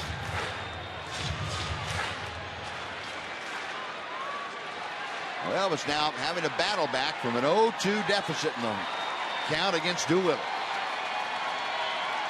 Pitch on the way. Inside. A ball and 2 strikes. Rangers with 6 hits tonight. Oakland with 4. Oakland has committed the only error that led to the 2 first-inning runs for the Rangers. Sean Doolittle trying to work out of a bases-loaded 2-out spot here in the 7th inning. Outside, 2-2. So far, it's pretty much mid-90s fastballs. Rear back and throw it. Elvis has seen 4 of them. Bob Melvin, Kurt Young over there on the Oakland bench. Ron Washington watching from his perch. 2-2 pitch. Fly ball right field. Going back is Moss. Still going back. Reaches up and makes the catch. Oh, the ball carrying out there with a jet stream, and Elvis almost got it over his head. Moss able to make the grab, and the 7th inning comes to a close. No runs, no hits. 3 are left for the Rangers on a great catch by Brandon Moss. We're going to the 8th inning, still tied at 2, the Rangers and the A's.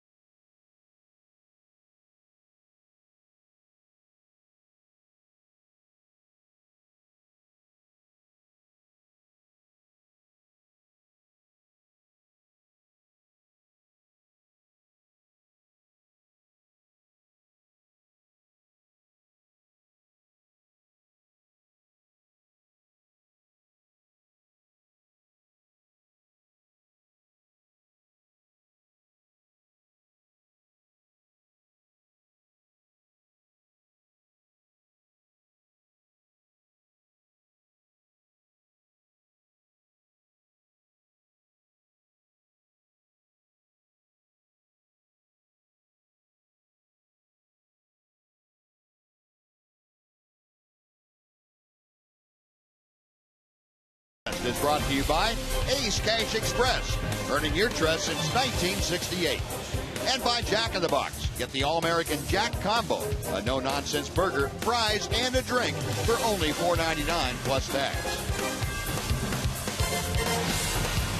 The Rangers came close in the bottom of the 7th. Brandon Moss making a fine running catch over the shoulder and prevented any damage from being done. We go to the 8th inning, and Alexi Ogando has come out to take over on the mound. I thought Elvis had that ball over Moss's head. That was a nice play. Not sure Moss is known for his defense, but it sure looked like he was on that play. That ball was over his head. A do or die play. Pretty much game on the line with that reach at the last moment to take a double, probably, maybe a triple. 3 RBIs away from Elvis. Well, here's Alexi to face Stephen Drew to start things off. And the fastball is inside for ball 1. There's that catch you were talking about, Tom. The ball just keeps carrying, and watch when he catches it. His head is turned right in front of the wall, back to the plate. That's a very nice play. Little looper out into center field. That's going to fall for a base hit. So Stephen Drew gets fisted, but loops one into right center field, no man's land. He is aboard with a leadoff base hit. That'll bring up Yoenis Cespedes.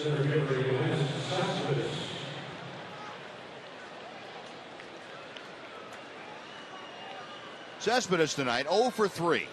Is flied out, popped out, and grounded out.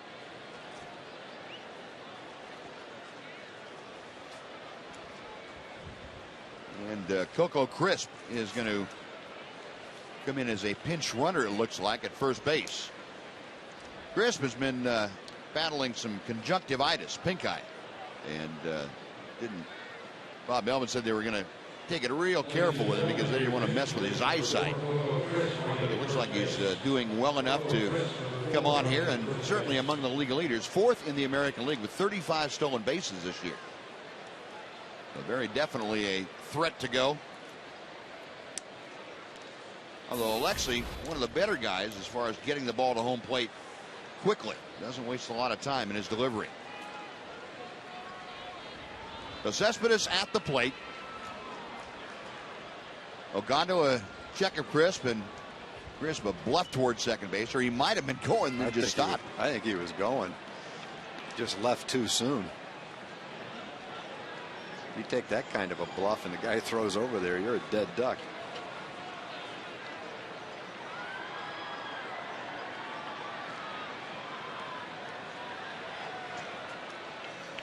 Ogando okays the sign. And we'll go first base. Way to drive Crisp back. Crisp 35 stolen bases in 39 attempts. Pretty good percentage of success.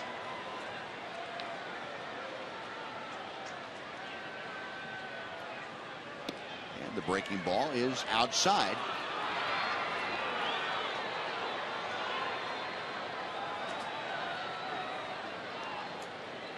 That makes the count 2-0 if I'm not mistaken. Scoreboard has it 1-0, but it is 2-0. Wally Bell confirms that. Looked like Cespedes was taking a couple of pitches to let Crisp get a jump if he could.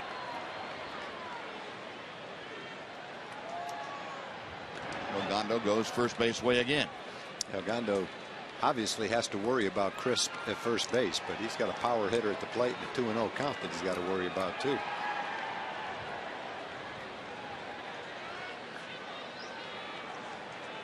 Alexi okays the sign. 2-0 pitch. I think that's a belt high fastball on the outside corner.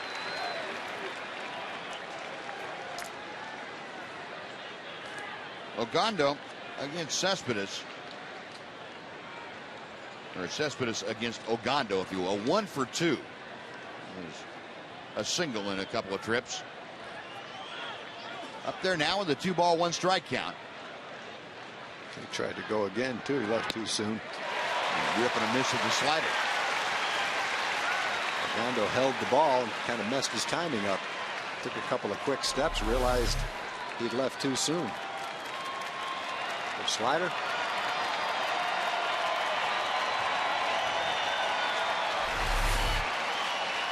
Sure, you wish you had eyes in the back of your head. Yeah, or see what's going on behind you, or at least on the side. 2 balls, 2 strikes. And that play a little bit closer. Ty Waller, the first base coach, having a talk with Coco Crisp about the moves that Ogando has and his time to home plate. Another toss to first, and Crisp is back standing that time.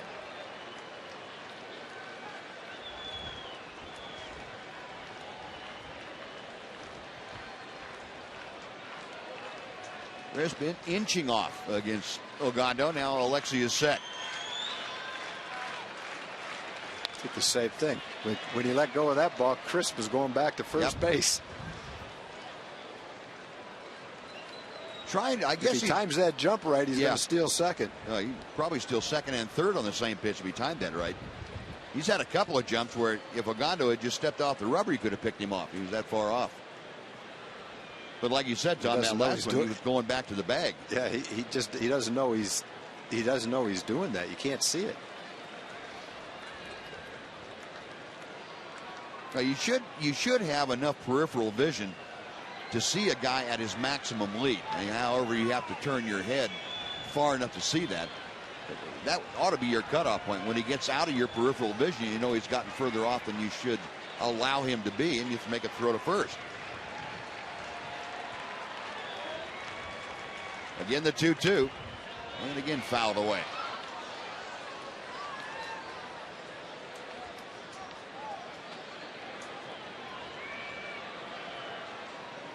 So Cespedes looked like he just took the first 2 pitches to give Crisp an opportunity if he wanted to steal and if he could get a jump. Then he went to work, and he's fouled off 3 straight pitches against Ogando. Right-hander set once again. Long hold, now a throw to first, and Crisp is back standing.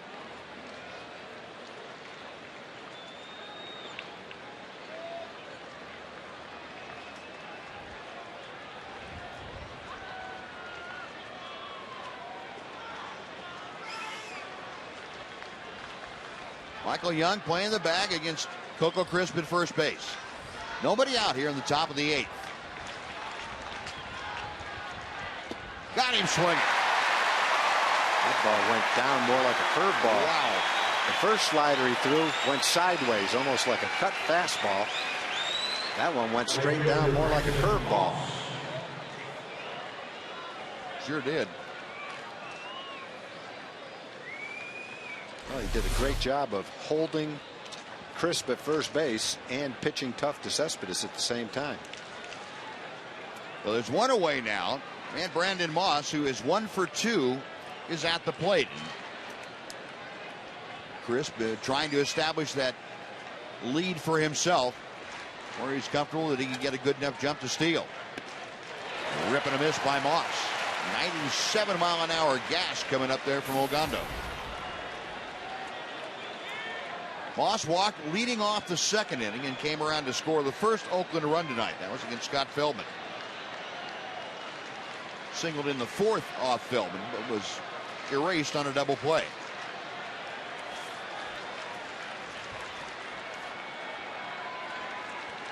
Crisp with the lead. The 0-1 pitch. There goes Crisp. The pitch inside. The throw is not in time. Well, he had a huge jump, and Giovanni almost gunned him down anyway.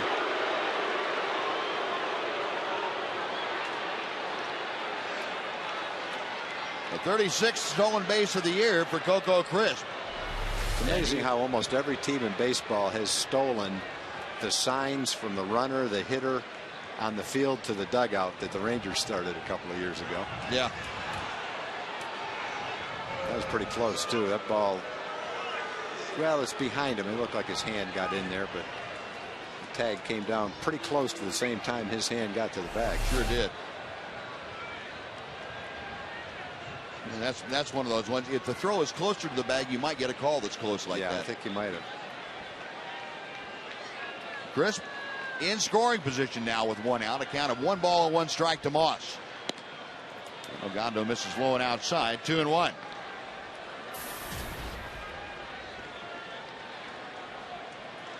Moss has not faced Alexi during the regular season. Crisp, the go-ahead run at second base with 1 out here in the 8th inning.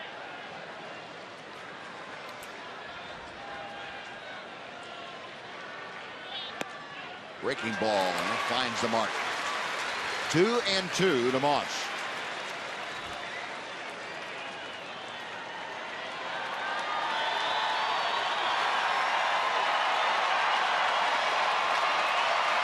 Out of 43,874, making some noise in support of Alexi Ogando and the Rangers. And Ogando, a little inside move just to make sure Crisp didn't have any designs on getting one of those walking leads toward third.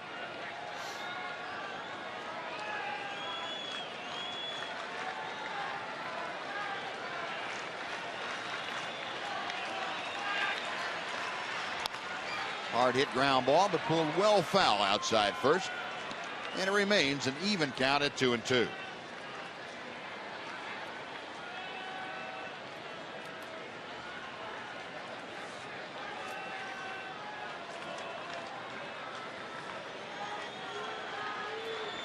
Ogando, the 4th pitcher used tonight by Ron Washington. Crisp, the lead from second at the bottom of your screen. Yes, call sir. strike 3. He put all he had on that strike 3. 99 miles an hour.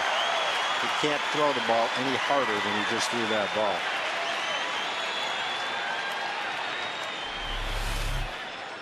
Reddick is going to pinch hit.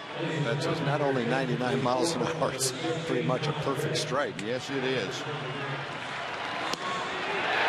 Well, Gomes, who pinch hit for Seth Smith in the 6th inning, is removed for a pinch hitter, Josh Reddick, here in the 8th inning. So Reddick at the plate, and Bob Melvin had given Reddick the day off, or ostensibly the day off. 0 for 27 is the streak that Reddick is in right now, and Ogando works to him. Wave at a breaking ball, he doesn't get it. You had to go up there looking for a fastball and saying, the first fastball I get, I'm going to, as a pinch hitter, I'm not taking any pitches. But Ogando dropped that breaking ball in, looked more like a curveball than a slider. That 0 for 27, the longest hitless streak in Josh Reddick's career.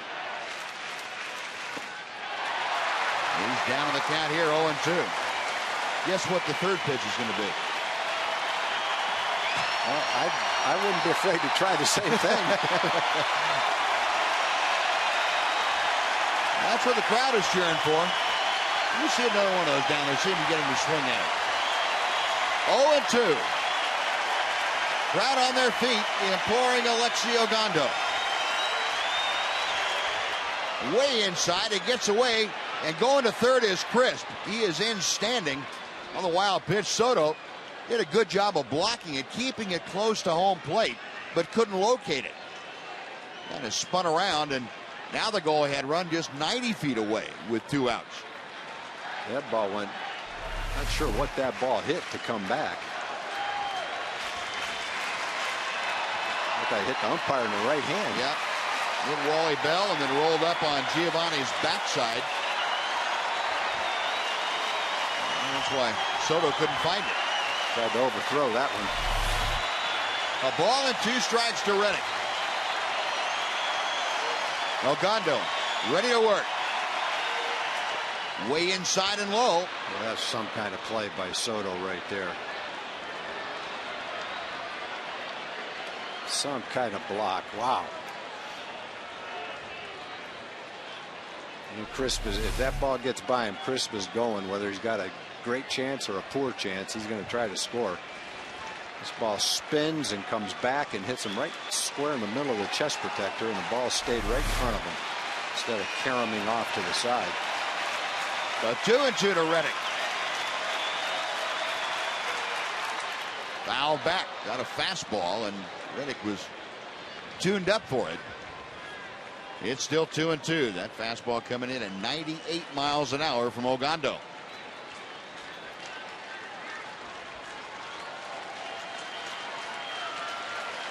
Ron Washington looking that gum over pretty good. Reddick waits. Ogando's 2-2 pitch. Line drive right at Michael Young. Softly hit into the glove of Young. And Alexi Ogando works around the leadoff single. No runs a hit. 1 man left. Bottom of the 8th coming up. Angels, Rangers 2, Oakland 2 on Fox Sports Southwest.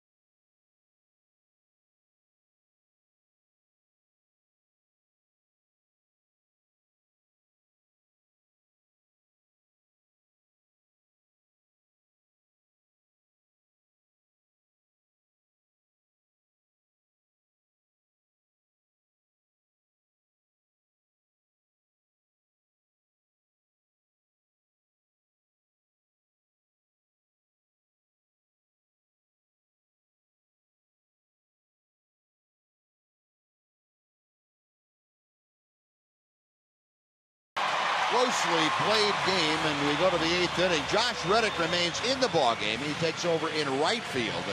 Moving from right to left is Brandon Moss.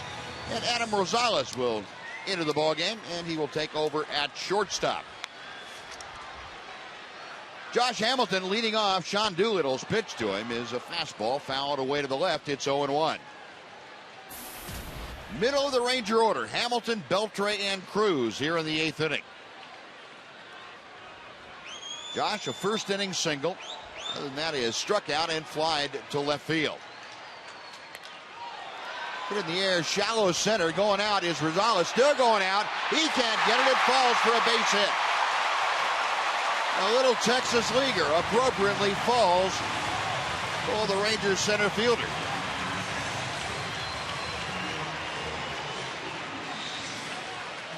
You just can't tell when a little pop-up like that goes up what the wind's going to do to it. Is it going to blow it back to Rosales? Didn't look like it. Looked like it might have carried a little bit. So Josh with his second hit of the night. He leads off the 8th inning, carrying the go-ahead run with nobody out for Adrian Beltre. And Beltre singled his last time up. Doolittle's pitch is inside. That fastball getting Adrian off the plate a bit. It's 1 ball, no strikes. Well, the month of September, this is about the time of the game Adrian Beltre has just gone crazy. Change up, that floats away from him. 2 balls, no strikes. Nobody up in the bullpen, so this inning is Doolittle's. The left-hander checks Hamilton. 2-0 pitch. Fouled away to the right. Adrian had a good rip at that fastball. Oakland outfield playing pretty deep. They will give up the base hit in front of them to keep anything headed toward the gap from getting past them. Of course, with Josh Hamilton's speed, it's pretty much negated. Popped up on the first base side. Pennington, the second baseman, waiting for it to come down, puts it away, and Beltre pops out for out number 1, and Nelson Cruz coming up.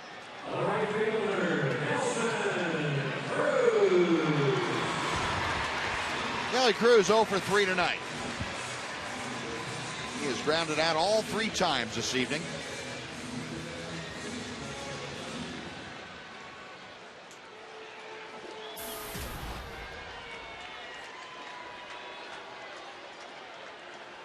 Cruz 0 for 1 against Sean Doolittle, and he takes a strike on the outside corner.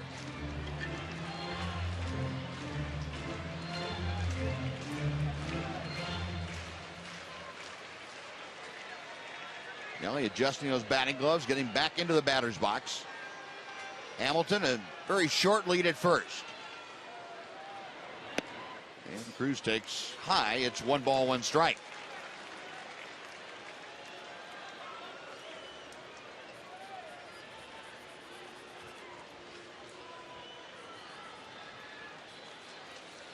Joshua there being held on by Derek Barton. Pretty good hole on the right side if Cruz shoots one that way, and Doolittle will shoot one over there himself. Drive Hamilton back.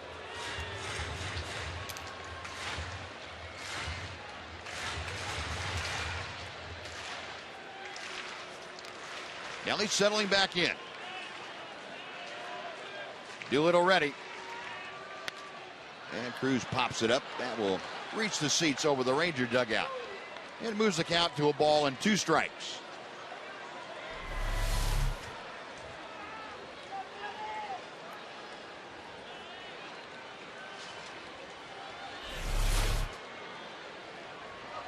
Get that down about 6 inches. That's right in Nelly's wheelhouse. There goes Hamilton. They got it picked off. Barton's throw is high, but the tag is put down by Pennington. Hamilton caught stealing, goes 1-3-4 on the putout, and the bases now are empty with 2 away.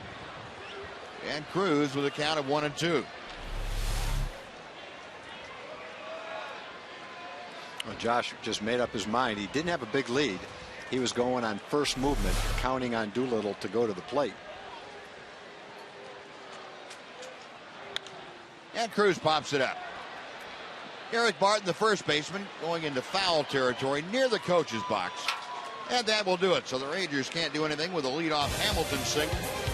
They do not strand anybody. We're going to the ninth inning one more time. A tie ball game. Rangers and the Athletics on Fox Sports Southwest.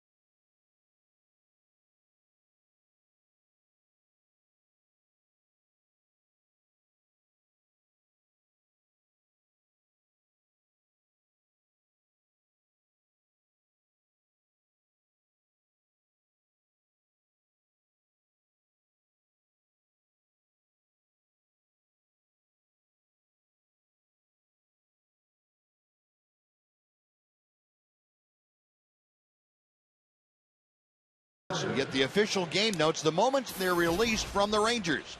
Access the pregame notes that the media, announcers, and baseball execs receive at TexasRangers.com/game notes.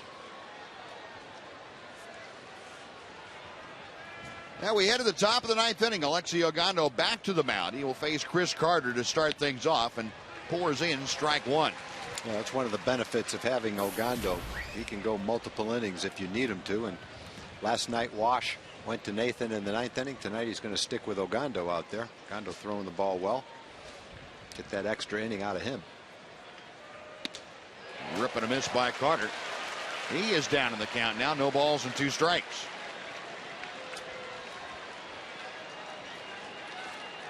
Carter 0 for 1 with a couple of walks against Alexi in the past. Down in the count here, the 0-2 pitch. That is high. And it's a ball and 2 strikes. 4th inning tonight. Chris Carter at the plate. A 2-1 Ranger lead, and then promptly banged a hanging curveball from Scott Feldman over the out-of-town scoreboard to tie this thing, and that's where we are here. Little tapper back to Ogando. Soft toss to Michael Young, and Carter is retired, 1 away.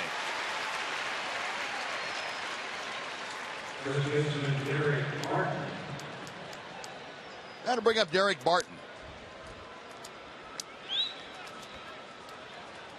Lexi now 24 pitches to get his 4 outs after giving up the leadoff single last inning to Stephen Drew. Able to work around that with a couple of strikeouts and a little soft line drive to Michael Young. Derek Barton 1 out of 2 tonight. An RBI double, a walk, and a strikeout. And ball 1 is low.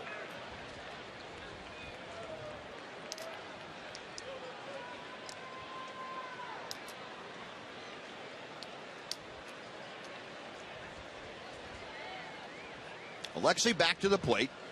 This is outside. That looks like the changeup. And it's 2 balls and no strikes. Grant Balfour, the closer, and Scribner, in case it stays tied, to the bottom of the 9th inning. 2-0 pitch. 97 on the inside part of the plate, and Barton couldn't tune it up that much.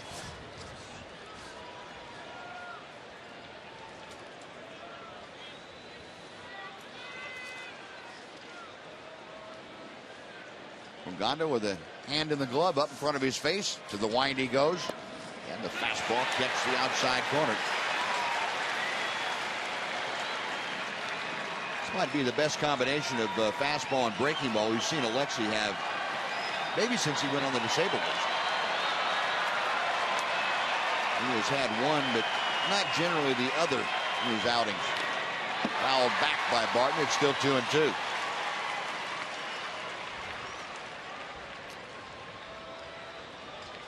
And the bullpen tonight has acquitted themselves very nicely. Michael Kirkman came on in relief of Scott Feldman, worked 2 shutout innings. Just walked 1, struck out 4. Koji O'Hara came in and worked a 1 inning where he faced 3 men and struck out 2 of them. Looping line drive, backing up, Elvis up the ladder, makes the catch. 2 away before Josh Donaldson steps in. Let's go up to the Captain Morgan Club, where John Radigan is, and give us a preview of Rangers Live tonight, John. Yeah, up here where John Radigan sitting on the edge of his seat again tonight, Buzz. What another exciting game. We have lots of drama. That means the post-game show will be equally as dramatic. Last night's was tons of fun, too. Mark McLemore will join me. We'll have lots of analysis. Emily Jones works the clubhouse for post-game reaction. It's a complete post-game show coming up right after the game from here in the Captain Morgan Club. See, there's Mac. I wonder where he hung out during his innings where he's not with us. Yeah. Here he is. That's him.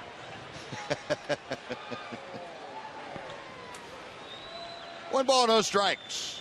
The count to Josh Donaldson. Checks his swing, and he did not that time. Wally Bell making the call. It's 1 ball and 1 strike. Donaldson has struck out twice tonight and grounded to third.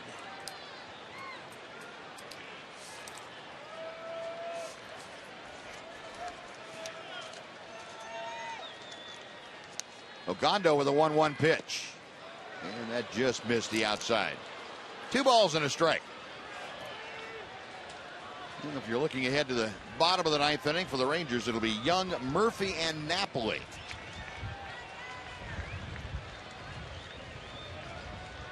Hopefully, and still a tie ball game.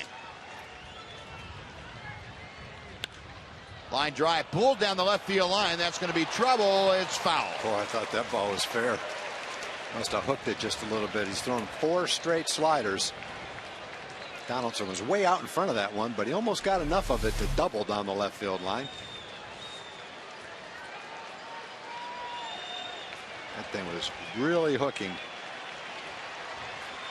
Yeah, 1.5 foot or so, maybe. Yeah. Enough. See Ron Culpa right on top of it. Third base umpire. 2-2, and again the crowd rising to the occasion.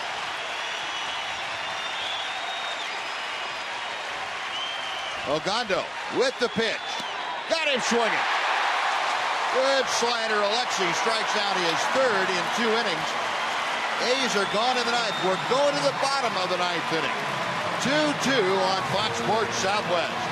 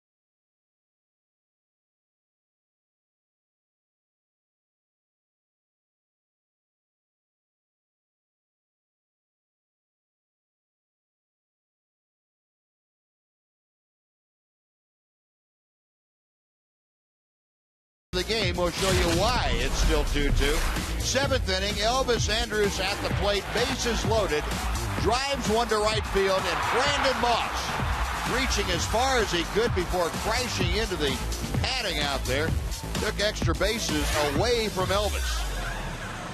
Well, we go to the bottom of the ninth inning, and the 27-year-old right-hander Evan Scribner is on in relief for Oakland.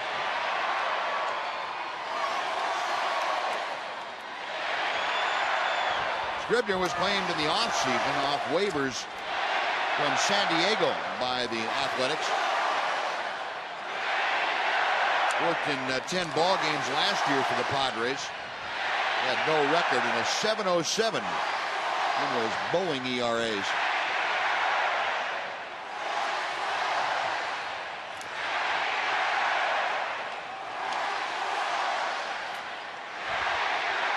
Well, the folks that were watching last night from home and saw the enthusiasm of the crowd that came out tonight wanted to make sure that they at least were their equals, and they have been that. They are getting all fired up for this ninth inning. Rangers walked it off last night in 9, and Michael Young trying to get things started to get that done here in this Tuesday edition of the Rangers and A's. First pitch from Scribner. Big breaking ball, and that curve snaps in for strike one. Michael 1 for 2 officially. He walked his last time up. That's when he led off the 7th inning. Good fastball to the outside corner, and Michael now down in a 0-2 hole.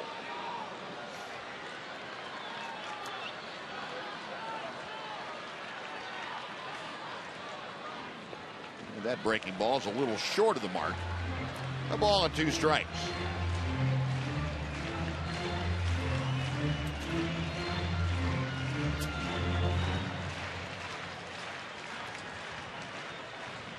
Scribner, as I mentioned, the 27-year-old right-hander. He goes 6'3", about 190. And that pitch is in the dirt. It's 2 balls and 2 strikes now to Michael.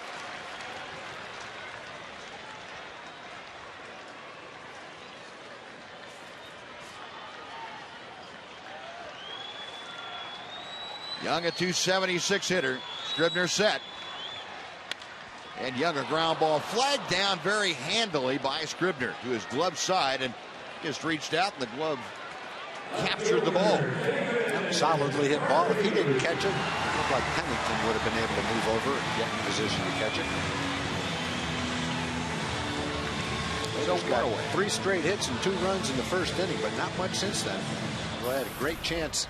He already showed it a couple of times. The Moss made that play with the bases loaded off Elvis. All 3 of those guys got on walks. And David Murphy fouls off the first pitch from Scribner. It is 0-1. Murph tonight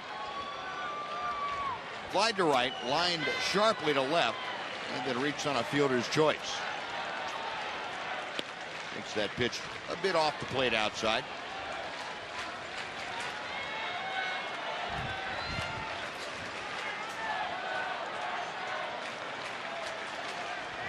Scribner back to him. That slow breaking ball tantalizingly dancing into the strike zone. It's 1-2. Rangers on the railing, getting a close-up view of the action. 2-2.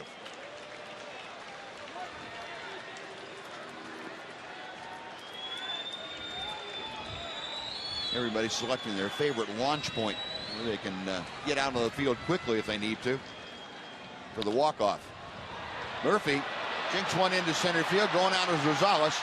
Over his shoulder, he makes a backpedaling catch for out number 2.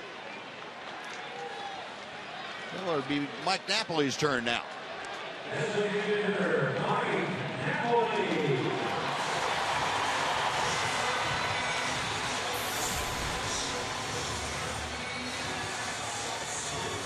Napa, tough night tonight. He has grounded out and struck out twice.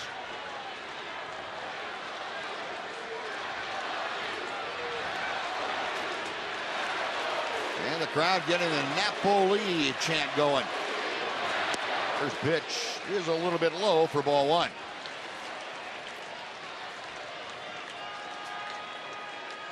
Like Mark Lowe is warmed up and ready to come in. The rip at a high off-speed pitch. Couldn't quite connect. It's 1 ball, 1 strike.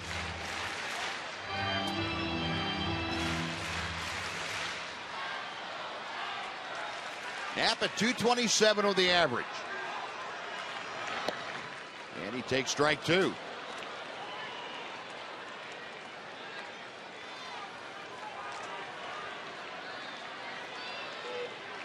Napoli back in there. Scribner ready to work.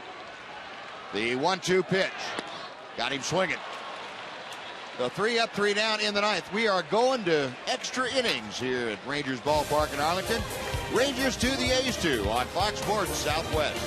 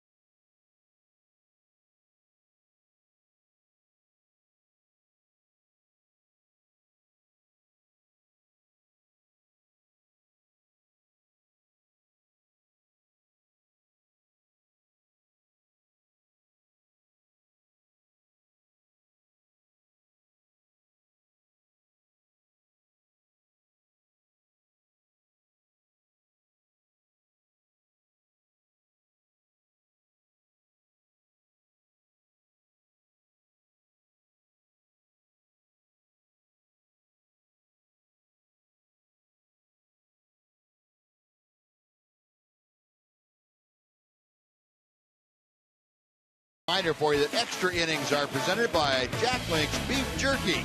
Feed your wild side. A 2-2 ball game as we head to inning number 10, and Mark Lowe has come out to take on the Athletics. There are the numbers on Mark Lowe for you. Well, a great opportunity for Mark, pitching in an opportunity with a game on the line right now. Try to keep this game tied, give the Rangers a chance to have another walk-off. The Low on a relief.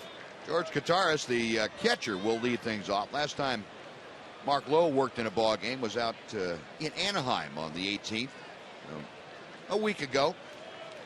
Just worked 2/3 of an inning, had a little trouble with command, gave up 3 hits and 3 runs in that span. And he fires strike 1 to Kataris. Kataris 1 for 3 tonight. Had a 5th inning single. He's also grounded out and struck out. Lowe back to the plate. That evens the count at 1-1. Well, the bullpen again with the addition of Alexi Ogando to tonight's action. 5 innings of 1-hit shutout baseball so far. The 1-1 pitch coming. Just off the outside corner, 2-1.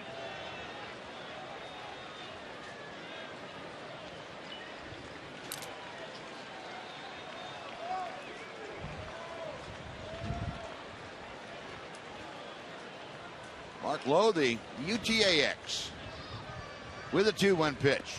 That's very high.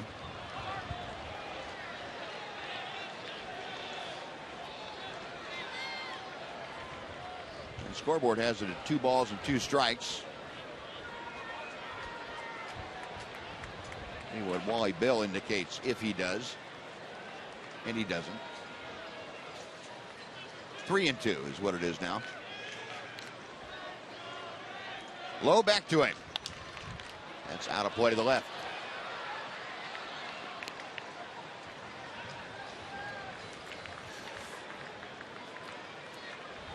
No, make him put the ball in play. Don't walk him.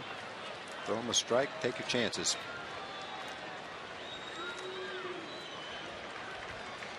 Well, okay is the sign from Soto. And the right-hander with a payoff. Belted to right field. Cruz is going back. That ball's in the upper deck. George Gutierrez, a home run, and the A's lead 3-2.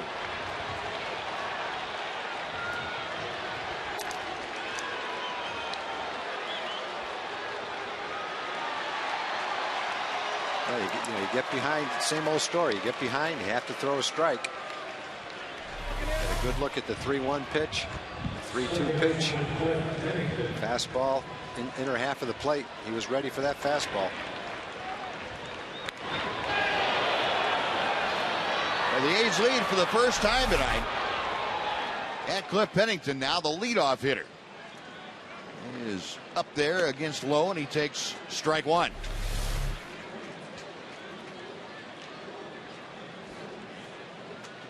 For Gutierrez, that was his 6th home run of the year.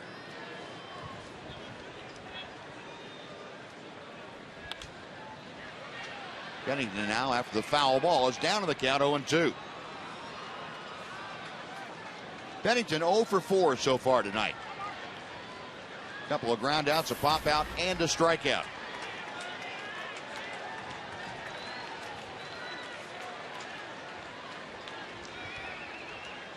Low back to the plate.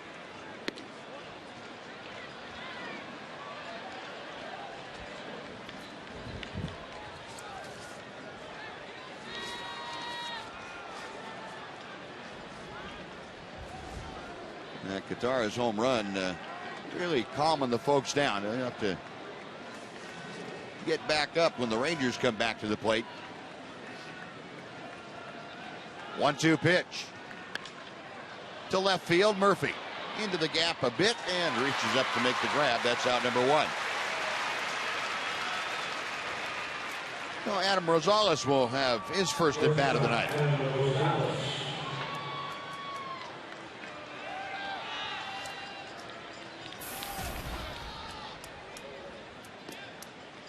Rosales spent most of his season down at AAA Sacramento.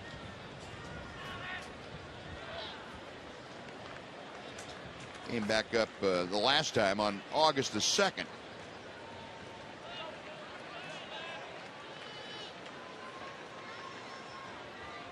Mark Lowe's first pitch. Breaking ball, and that drops in for strike 1.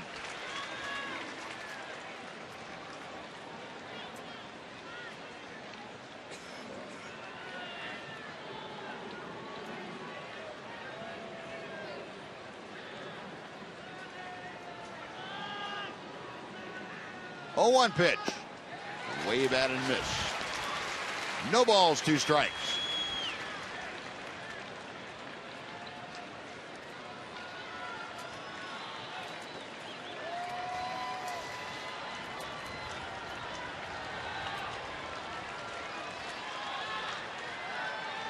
Lowe's next offering in the dirt.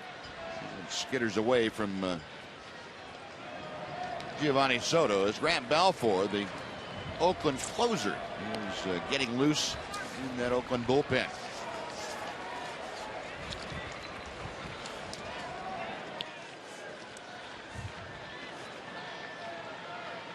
One ball and 2 strikes to count.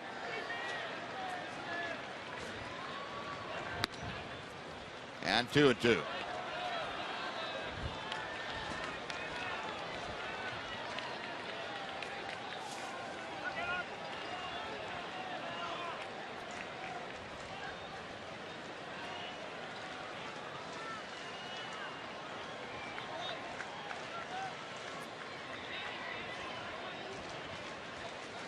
Lowe's next pitch on the way. Got him swinging. Good breaking ball from Lowe, and he gets the punch out of Rosales. 2 gone. Yoenis Cespedes will come up to the plate.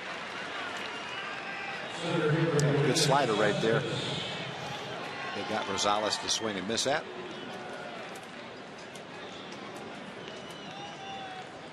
Important here for Mark Lowe to get Cespedes, or at least don't let him hurt you anymore in the run column.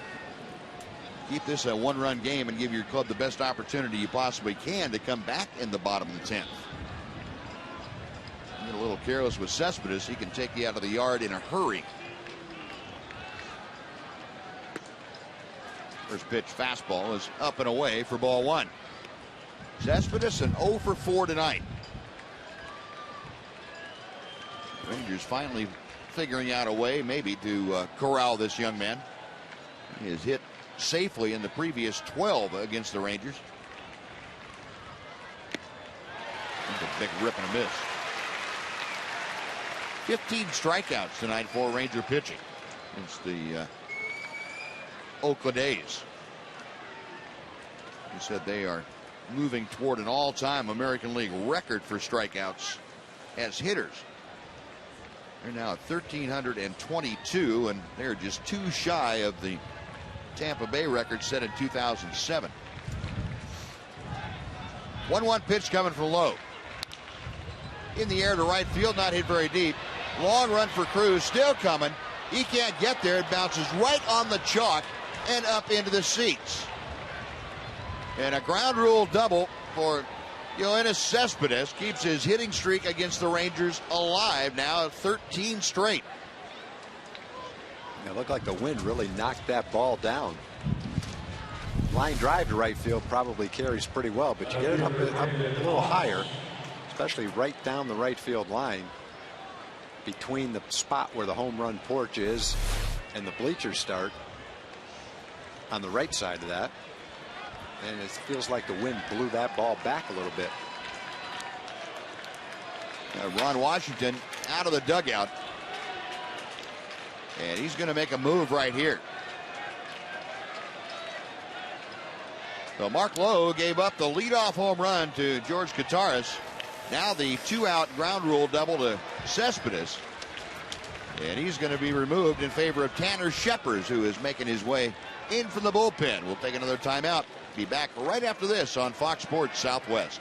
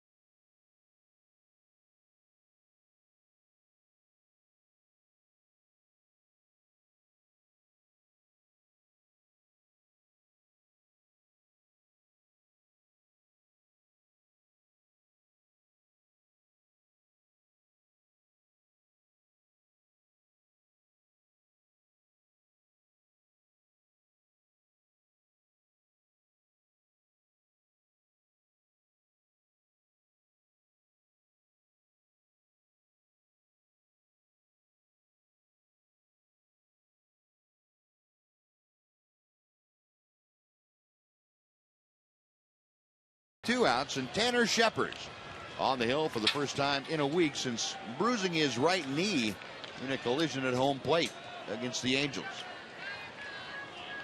And the numbers for Scheppers this year: .450 earned run average, and he will face Brandon Moss with Cespedes at second base. And the curveball is high and inside to Moss.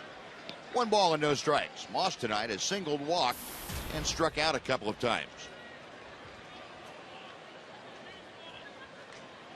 Cespedes, the runner at second. And Shepard gets that hook over the plate. It's 1-1.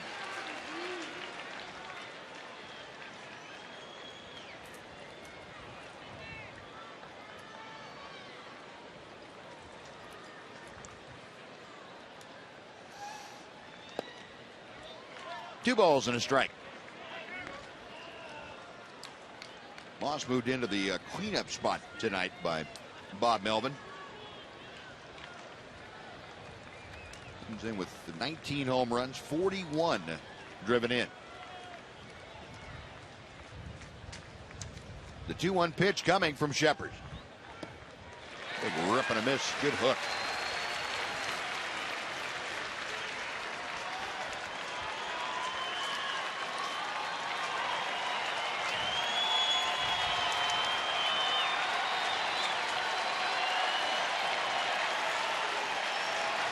Crowd trying to vocally support Tanner Shepard. Moss fouls the fastball away to the left. It's still 2-2.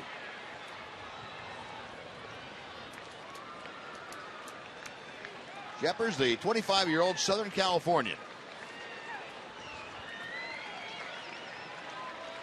Come up and had a rough go of it early in his first few big leagues outings, but he has gotten progressively more impressive as time has gone by. There's a pitch high and away, and that will fill the count out to Moss now. I think Tanner got a chance to pitch in some critical games too. Games on the line late in the ball game and had success. Had to really boost his confidence that he belongs in the big leagues and can pitch in tight situations, has the stuff to get big league hitters out. That's never been a question. Payoff pitch. Breaking ball popped him up. Left side of the infield, Elvis Andrus on the skin of the infield, puts it away, and that'll do it. But Oakland takes the lead. The leadoff home run by George Gutaris. They strand a runner. Rangers trail 3-2 in the bottom of the 10th inning.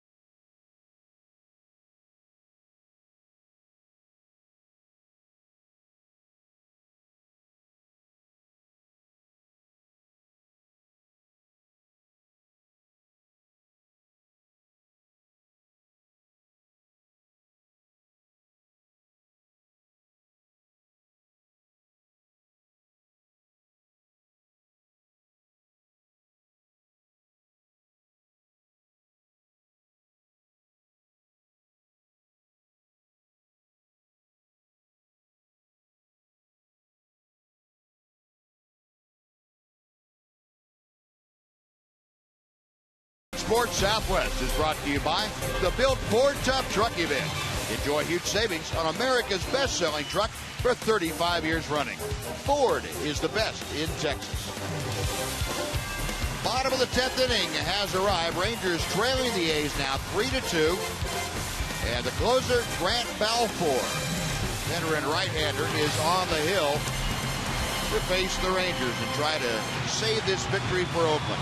Yeah, Balfour, since he's gotten the opportunity to save, has done a great job. 20 out of 22. Opponents are only hitting 172 against Balfour. He's only given up 41 hits in 68 2/3 innings.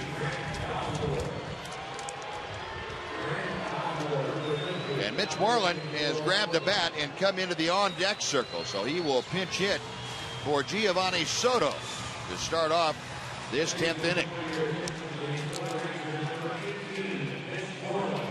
Moreland, and then back to the top of the order for Kinsler and Andrews.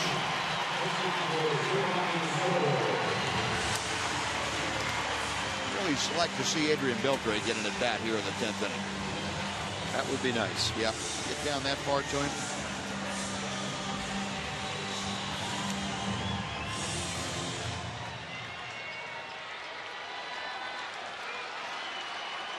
Mitch steps in hitting at .279.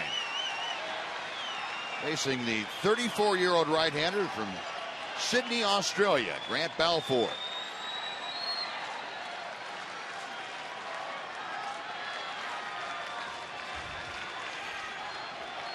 Balfour's first pitch to Moreland is high and outside, ball one. And Balfour had a tough outing down in Anaheim against the Angels on the last road trip that the A's were on. It's a strike at the knees, and it's 1 ball, 1 strike. Moreland 1 for 4 against Balfour.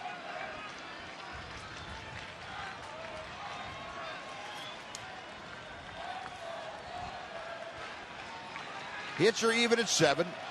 Oakland, though, with a 3-2 lead. And Moreland a rip and a miss on the off-speed pitch. It's 1-2.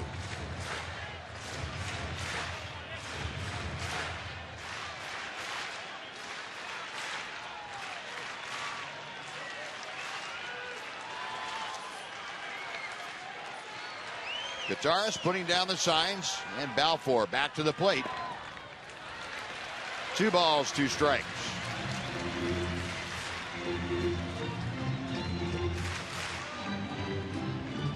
Moreland this year is a pinch hitter, 3 out of 16. Greg Gentry, if Mitch Moreland gets aboard, would probably be the pinch runner. The 2-2 pitch. Fouled into and out of the glove of Guitarist. Still 2-2. Oakland putting on a modified shift for Mitch Moreland. They just moved over to the extreme pull side. They haven't moved everybody to the right side of the infield, or at least 3 to the right side of the infield. There's a lot of room, though, right down that third baseline if Moreland were able to sneak one inside the bag. Very high, and the count has gone full. And Balfour's control can be erratic. He's gone as far as he can now with Moreland. Mitch trying to get aboard. Ian Kinsler and the top of the order are awaiting. Well, get Mitch on, and it turns into Craig Gentry's speed at first base. So got him swinging. Good fastball. Fastball away. Moreland couldn't quite catch up, and that is out number 1. It will bring up Ian Kinsler, and the base is empty.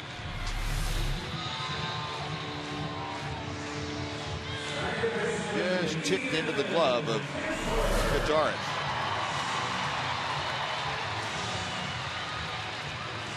So here's Ian, who is 1 for 3 tonight. Single to lead the game off, came around to score in that inning. He also walked in the 7th.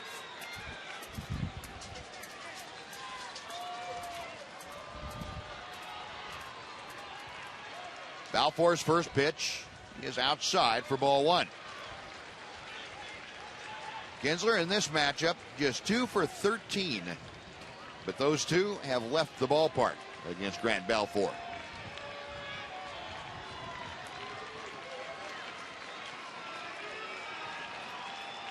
One-0 pitch.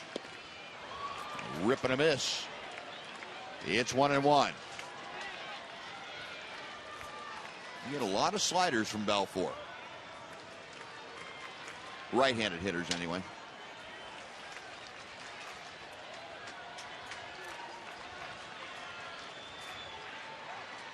Next pitch is outside and low. 2-1 to Ian.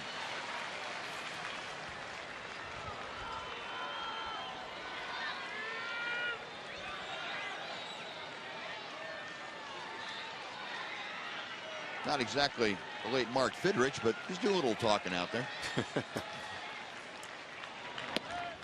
And a strike. Kinsler now with a 2-2 count.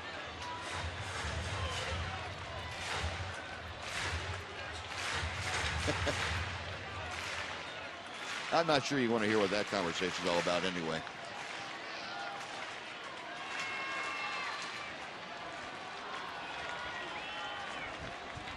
Balfour peering in for the signs. The 2-2 pitch. Way outside, and for the second straight hitter, Balfour has gone full in the count. Ian, the number one hitter in the order, to be followed by the shortstop, Elvis Andrews. Rangers need a base runner to get the winning run to the plate.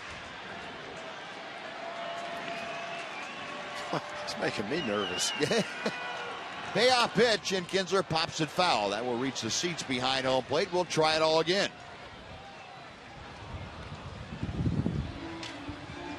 And Balfour might want to take a page out of Josh's book and cut back on the caffeine.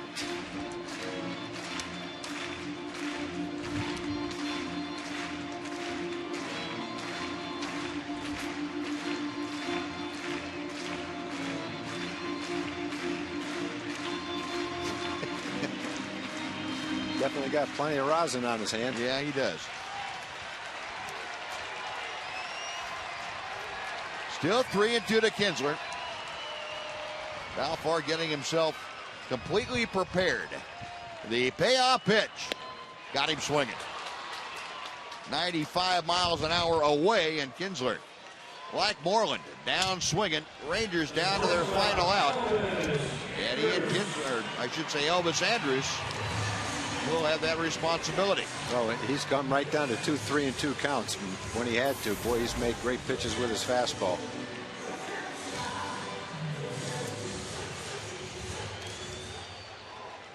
Elvis, a good night tonight. 2 for 4.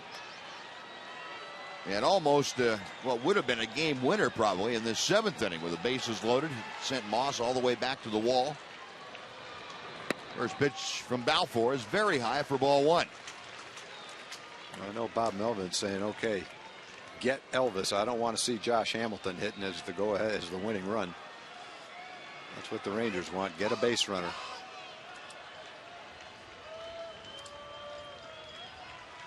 Elvis 1 for 9 in his battles against Grant Balfour. Right-handers 1-0 pitch. And Elvis pops it up. Backing out is Pendleton. Coming on is Reddick. It's Pendleton to make the call and the catch. And the Oakland A's have come back to even this series as they down the Rangers tonight in 10 innings. The final 3-2 Oakland. So it's back to a 4-game lead for the Rangers with now 8 games to play in the season. Athletics 3 runs on 7 hits, 1 error. The Rangers 2 runs on 7 hits and no errors. So the series is even. John Radigan, Mark McLemore will be right back to wrap things up for you on Fox Sports Southwest.